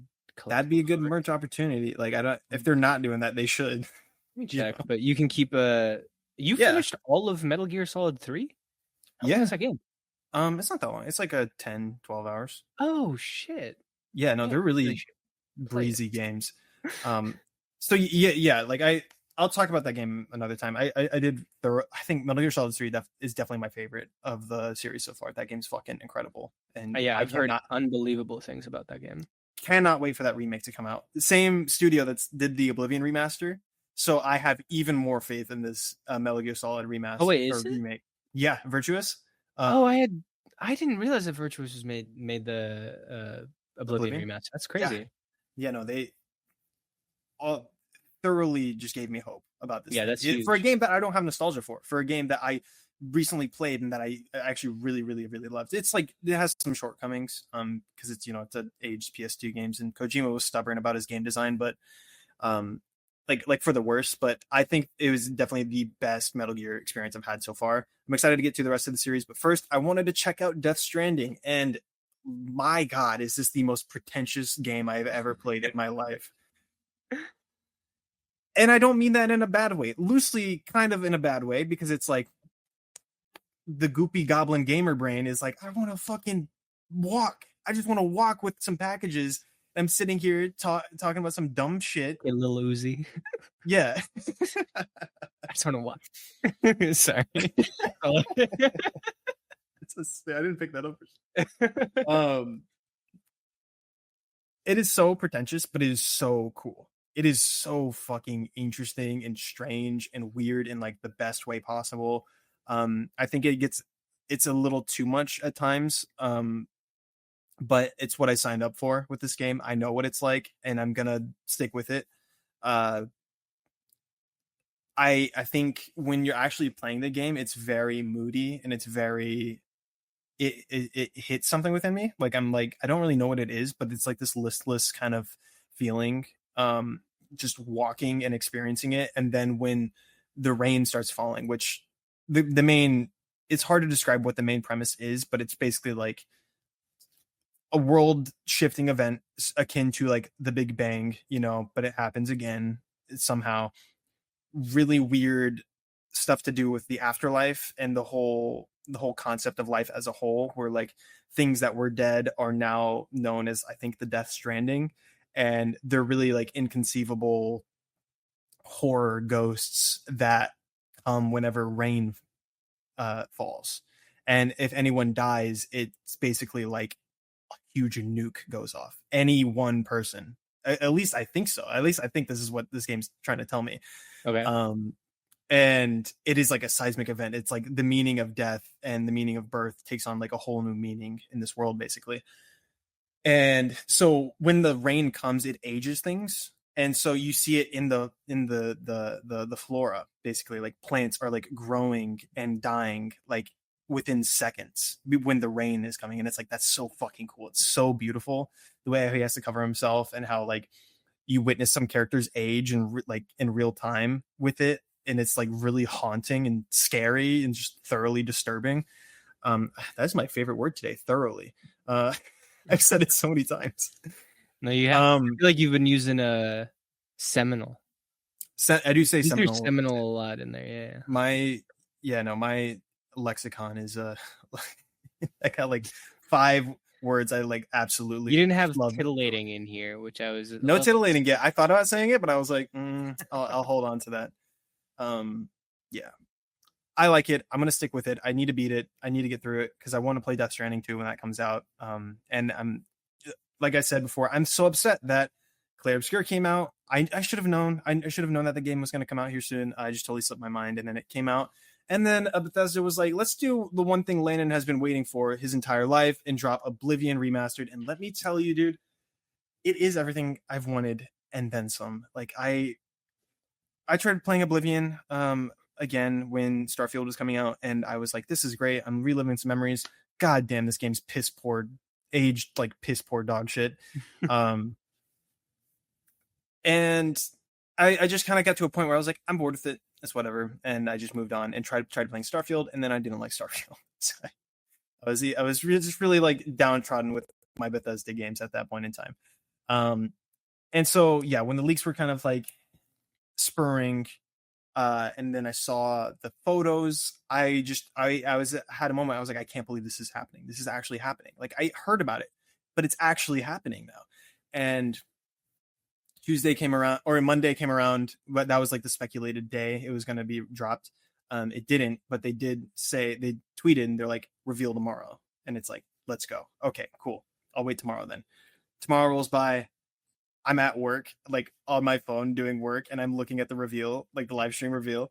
And then I'm like, nope, they're showing too much. They started like, I was like, this looks fucking awesome. This is incredible. Nope, showing too much. I just want to go into this blind and see this game for what it is. And so Tuesday I installed it, and let me tell you, the walkout moment in this game, I was like welling up. I was like almost in tears. Wow. The way like I exited, and there's that beautiful scenic kind of, there's the lake, and then there's like the ruins in front of you. You see the grass, you see, and the original Oblivion is very blue and green with like the white ruins. And then when I exited this, I hit it at the perfect time of day where the sun just started rising. The sky was like almost pink. There was like God rays coming down. The water was reflecting. And I was genuinely like welling up. I can't believe this is real. And the entire time I was just playing it, reliving it, understanding the nuance. Like, what did they change? What did they keep? And they did the impossible with it. They really did it. I'm excited to just play it thoroughly again for the first. There we go again. I'm just excited to play it all the way through again. And there's the DLC especially, which is incredibly beautiful. There's so many like beautiful moments that like come to mind when I think about that game. If I have to be nitpicky, I'm sure you've heard about this. It doesn't run the best. It's not running how it should run. Which, to be honest, I should have expected. It's a Bethesda game, which sucks that I have to say that, but it's like these guys aren't known for having like the most technically sound games. And so it's really annoying running through it. And in the interior, it's fine. It runs at a solid 60. I'm even getting like up to like 150 frames a second sometimes. It's really good. But when you go to the outside world of the open world, crashes like crazy, like just real big frame dips, stutters. And one thing that I'm really upset with, so for the longest time, I've always wanted to have a PC. I was really specifically to play these games. Like that was the reason I really wanted a PC, was because I wanted to remaster these games myself and mod them myself and do all that stuff. And so like last year when I finally had enough money to buy myself a PC, I was ready to play these games, and I was like, okay, cool. I'm gonna check out some other games and, play it to the absolute graphical peak that I can. And I just kept noticing this thing with the hair and leaves and cloth, like this pixelated bullshit, specifically with like Red Dead Redemption 2. I'm seeing it a little bit with Death Stranding, and I am most certainly seeing it here with Oblivion. And I'm like, what the fuck is this shit? One thing I keep messing with is the graphic settings in this game. I can't help but notice the weird pixelation in the hair and everything. I'm looking it up, and it's just the state. It's just the resolution. I have a 1440p monitor, and it's just the resolution that the game is running at. And I don't really know what to do to fix it. I don't know if it can be fixed. And it drives me up the wall, where it's just like, this entire time I've been told PC gaming is like how you max your games out. And then the most obviously distracting shit is just there, messing with me the entire time I'm playing the game. And it's really like bothersome to me, and I notice it all the time. And I'm just starting to kind of get over it now, where it's just like, all right, this is a fact of the game now, and I just need to get over it. Right. Just kind of the only thing that really disappointed me. Also, the UI. I'll be brief about this. So Oblivion had really cool looking UI, the original game. Really cool, but not practical UI. It's like, what the fuck am I doing in these menus? Really, really obtuse and like really stylized and awesome, but to its detriment. And then this game is kind of the opposite, where it's like, it's functional, but it kind of takes away like the uniqueness of the UI, like how like cool, and like it felt like you were like flipping through scrolls and like paper when it came to your character. I think the UI could be better. It's serviceable though. I'm not going to complain about it too much in comparison to the other. That's interesting. I've heard a lot of good things about the UI. I was hearing some people talk about it. How far are you into it, by the way? I'm not that far. I think I'm like 6-7 hours into it, maybe. Okay, that's pretty early. Yeah. No, I was hearing a lot of good stuff about the quality of life, but it sounds also like it is very because it still feels distinctly like an old game at its soul. Yes. Yeah. And it's interesting because for somebody like me who never played Oblivion and barely played Skyrim, this almost feels like a new Elder Scrolls game came out. Mm-hmm. But I feel like playing through it, it's not necessarily going to feel that same way. So I need to temper my expectations, and I need to, I'm hoping that this helps get me into this series. And again, like a big goal of this year was just for me to get into more RPGs in general. I think I've started off on a pretty good foot here. So I'm definitely excited to play it. But yeah, the performance stuff is really unfortunate. One, the fact that it's like a remake and they did such a good job, and for it to run poorly, it's that's a bummer. And I hate. I think a lot of people thought it was endearing for a time to be like, it's a Bethesda game, of course it's gonna have jank, but I hate that phrase so much. It's unbelievable. It is a Bethesda game. They're one of the biggest like gaming studios in the world. You should have figured this out. You can't sit there and be like, well, this is like a fun little quirk to our games that lets us get away with not doing this stuff. It's also different when you were making some of the most industry defining, forward thinking, complex, interesting games like ever. at the time, and you were doing it on a much tighter budget, a much tighter time frame. The fact that New Vegas was made in like what was it even a full Eight, year that it took? 18 months or no? 18 months. Yeah, it's something like that. I think it is 18 months. Yeah. Yeah. New Vegas was made in 18 months. That's ridiculous. Like, of course that's going to have jank. If you're going to spend like 10 years on Starfield, don't have it. If you're going to remake a game from, what is it, 2006 or earlier than that? Yep. Yeah. Like, what are you doing? I don't understand that. I'm of two minds about it. Now, today, like, the fact that Starfield was super buggy, unacceptable. Like, I don't think that it was cute and endearing. And in fact, it's just dumb and stupid.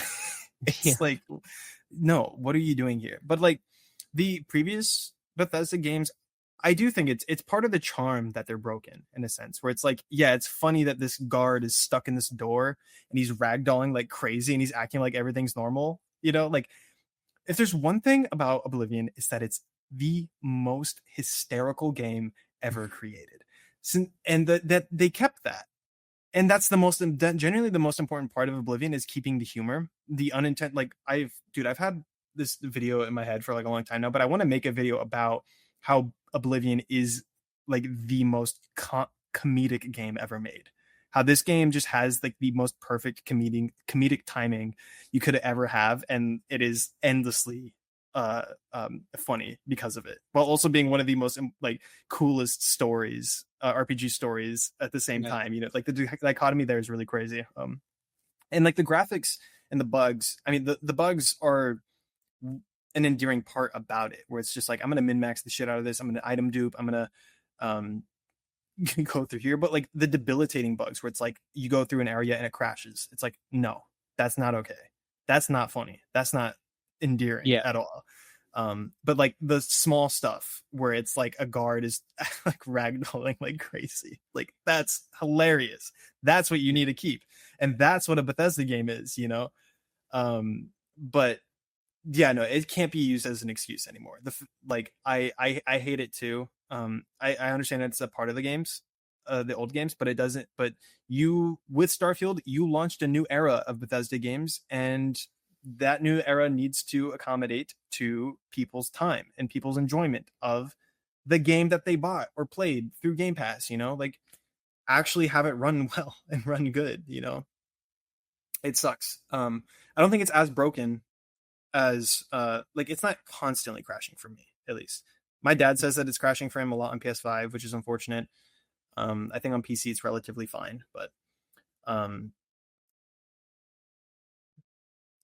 do better. I don't have that much to complain about though. Like this is genuinely like a dream come true, and I can't wait. I can't wait to see more. That's sick. If they do this for Fallout 3, and especially New Vegas, I genuinely don't think you'll ever see me ever again, because I will just endlessly play these games for the rest of the time. But yeah, that's me with Oblivion. I'm gonna keep playing it. We'll see. I know you were like, Landon, you got to play KCD too. And I'm like, yeah, I'll get to it. And then Oblivion drops and I'm like, dropping everything. I'm dropping everything. I'm not playing a new game. Yeah.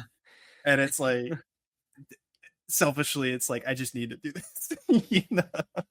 Yeah. But I'll get to it. I'll get to it eventually. Yeah, you get to it eventually. But yeah, talk about your games. Yeah, I don't have like a ton of stuff to say on my games, because both Metaphor and KCD 2 I talked about last week, and those have been the main games. I will say it's so funny because you mentioned wanting to play KCD 1 before KCD 2, and you said that a couple weeks ago when we filmed that first episode 0, and I was like, okay, yeah, I feel you.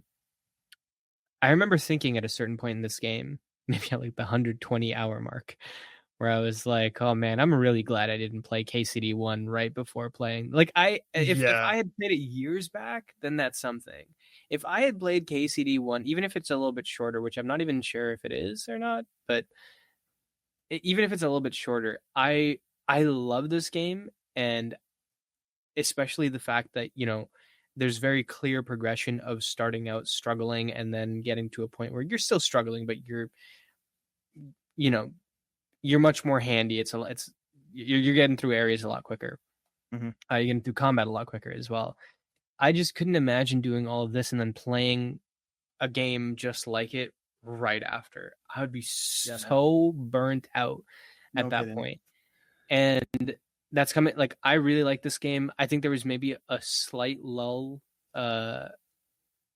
in the latter half of the middle, I would say. But for a game this massive, I mean, like, stuff like that's gonna happen. I definitely think that there was like a small section where I was like, okay, I think we can pick up the pace a little bit more in the main story. And granted, I was going off and doing a bunch of side quests as well, but there was a point where I was like, I'm doing this just for hitting all the check marks, which wasn't the reason that I was doing all of my exploration beforehand. But here I am about to finish the game probably tonight, and Nice. it's got me right back in. And overall, nothing but good things to say about this game. Really didn't expect it to hit the way that it did, and just really, really pleasantly surprised with it. And yeah, not much more to say about that one. In terms of the other stuff I've been playing, it's just a lot of comfort food. I've played Shovel Knight a few times. I started playing it, and then I had an idea for a video, which will probably be out by the time this podcast is out. But yeah, classic game. Can't believe it's 11 years old as well. I still have yet to play it. I know all about it. I've read Jason Schreier's book, Press Reset. No, not Press Reset. Is it the Pixel one? Blood, Sweat, and Pixels. And I read all about Shovel Knight, and I was like, this is fucking sick. I really ought to play this game, and I still haven't gotten around to it. Even though it's a very bite-sized game, I actually might download it on my Steam Deck and play that on the plane. That's exactly where I've been playing it. Yeah, you need a game to play on your way to PAX. So I was thinking Bioshock. Playing Bioshock on the plane. Of course. Playing just the opening of Bioshock over and over on a plane. But yeah, Shovel Knight's great. Blasphemous, great. If you haven't played it, you should play them. Both really great, dense pixel art. But Shovel Knight, like I say in the video that, again, will probably be out by this point, they adhere to a lot of the restrictions of the NES, but they know when to break those restrictions and stretch the bounds of it. And they have essentially, and they've outright said that their goal wasn't to completely emulate the NES, but to emulate a rose-tinted version of the NES. Yeah. And it's really interesting the places where they hold back and the places where they push the visuals and design decisions forward. Yeah, really great game. Blasphemous is disgusting and blood drenched and it's so over the top in the way that it shows its violence and its themes. And I've never even paid the most attention to I pay attention to the story, but especially on replays, like I know the basic narrative, but it's not the thing that I'm really honed in on. But just playing through that game and feeling it and seeing the cutscenes and watching just how grotesque and weird this game is, I don't know. It's a good time. It doesn't sound like a good time, but it is. And then on top of that, you have that really, bare knuckle, not super flowy, but still really punchy and impactful combat and exploration. I don't love Blasphemous 2 quite as much because I think it loses a lot of the very unique charm that the first game had. Really? And it goes in a direction of, a little bit more fluid and a little bit more gameplay focused than it is narrative focused. And it kind of regresses to the middle of what a lot of other indie games are doing in the Metroidvania space. When I felt that Blasphemous 1 was kind of carving out its own niche. So it's still a good game. It's still foundation, like everything about it is really good. And you can say that there's a lot of things about Blasphemous 2 that are better than Blasphemous 1, but I don't know. To me, Blasphemous 1 is like, I wouldn't call it a classic, but a very, very, very good game that's sometimes in the shadow of other Metroidvanias.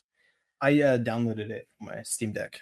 That's cool. I'm hoping to get to it sometime. I eventually I'll kind of just like one day I'm like I'm bored, boonk, and start playing it. But I got to finish Inscription first. It's either Blasphemous or Rain World are the two yes, indies that I'm I've thinking always about wanted playing. to do. Yeah, I've always wanted to do Rain World. I think that from what I understand about that game, that's a deceptively long game. Is it? I from what I remember, and obviously, I think that you coming off of Death Stranding, it might feel like maybe you want to play another game that's kind of like that, but Yeah. everything about Rain World is it's survivalist. It's about not confronting things. From everything I've seen of it, it's really, really cool and interesting. But yeah, maybe after Death Stranding, you won't be in the biggest mood for that. I don't know. Yeah, probably. I think Blasphemous might be more my speed for that. Yeah. Also, I forgot. Here's the map I was talking about. Skyrim. Hey. I didn't realize that it was in the physical copy here. Usually we just tape these up on our walls and then they just disintegrate and never be seen again. Yeah, keep going. No, that's about it for me. That's what I've been playing, and hopefully next episode we'll be talking about Clair Obscur. I really want to get into that. Yeah, me freaking too. It's probably not gonna happen with me, but I'd love to hear you talk about it. Yeah. So last little stinger here. We'll end off with this is my indie corner, ASAD's indie corner, and the one for this episode is Rusted Moss.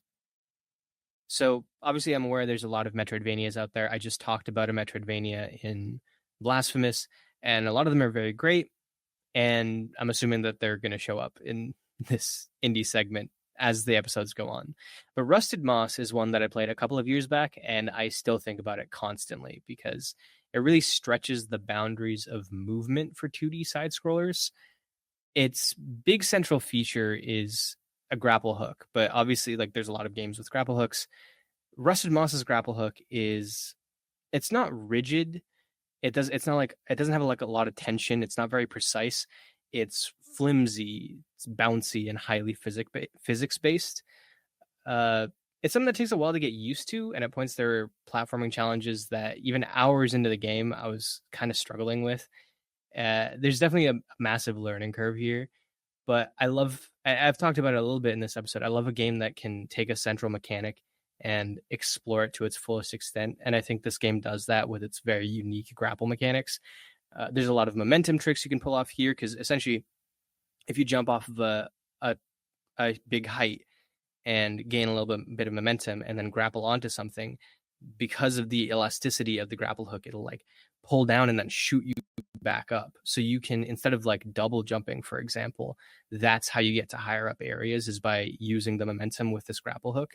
And you can sort of break the levels, and it's a bit different to other Metroidvanias where sometimes it's more knowledge based to get through these roadblocks than it is actually what you're collecting, although you do collect things that'll open up other paths. And on top of that, you're also, fighting enemies. You have like a gun, you have a bunch of different weapon types, and there are sections where you're fighting a group or a boss and you have to swing around these really bizarrely shaped levels and really pay attention to how you're grappling around and I guess controlling your momentum, because it is really difficult to keep up the control in this game. And doing that while you're fighting things is an absolute nightmare sometimes, but it's not in a way that if ever feels unfair. It's just like, okay, I need to kind of improve at these two skills at the same time. And I just think it creates this really unique little gameplay loop. If you're looking for something that has a really strong aesthetic and is really fun to master movement wise, this is a little bit different from a lot of Metroidvanias, but I think it's one that's still definitely worth trying out. It's around $15 to $20 on Steam right now. It's 8 to 15 hours long, and it's got an 89% on Steam. So looks great. I mean, this is the best way possible. It looks like a really like expensive Flash game. you know, like it looks really great. And of course a grapple hook, like you put a grapple hook in any game, it is immediately 100% better, and it looks and sounds great. So Rusted Moss, check it out on Steam. That's all we have for today. Today's episodes of the Code Cleric the first episode of the Code Cleric podcast. Let's go. You can find me at Landen Hansen YT, or just Lando on YouTube. I make video essays if you don't know. You can also find Asad's channel as just Asad Anjum on YouTube as well. Asad, do you have any final thoughts before we head out here? No final thoughts besides, I guess, let us know what you've been playing. Let us know what games shaped you growing up, and let us know what else you want to hear us talk about. Definitely, yeah, for sure. We'd love audience input. It'd be cool to integrate audience inquiries into the show too. I feel like that'd be really, really sick. I'm really excited. Last of Us part 2, or Last of Us season 2, new episodes out tonight. About to watch it right now, so curious to see what they do. That last episode was that gave me so much anxiety. It's not even funny. Yeah. That was insane. Episode 3 for people who are watching. Episode 3 is coming out tonight. So. Yes. Yeah. So we'll see. All right. Well, thank you very much for sticking with us. We really appreciate it. Sorry, it's a little long in the tooth, but that's just how we roll here, apparently. So, if you like what you heard, please leave a like, comment, rate us on any service that you're listening to. By the way, we are on Spotify. We are on Apple Podcasts as well. You don't just have to listen to us on YouTube. And we do have video on Spotify as well. So feel free to check that out. We'll see you guys in a couple. Next episode, is that the PAX episode that we're going to be doing? It probably will be, yeah. Yeah, so we'll be going to PAX East, and we'll be telling you guys all about that. I'm probably going to do a little vlog too, maybe. Like I'm going to record it as I go on. So that'll be like a little bonus thing for this. We'll just have to wait and see. But yeah, thank you guys for sticking with us. We'll catch you all in the next one. Goodbye. See ya.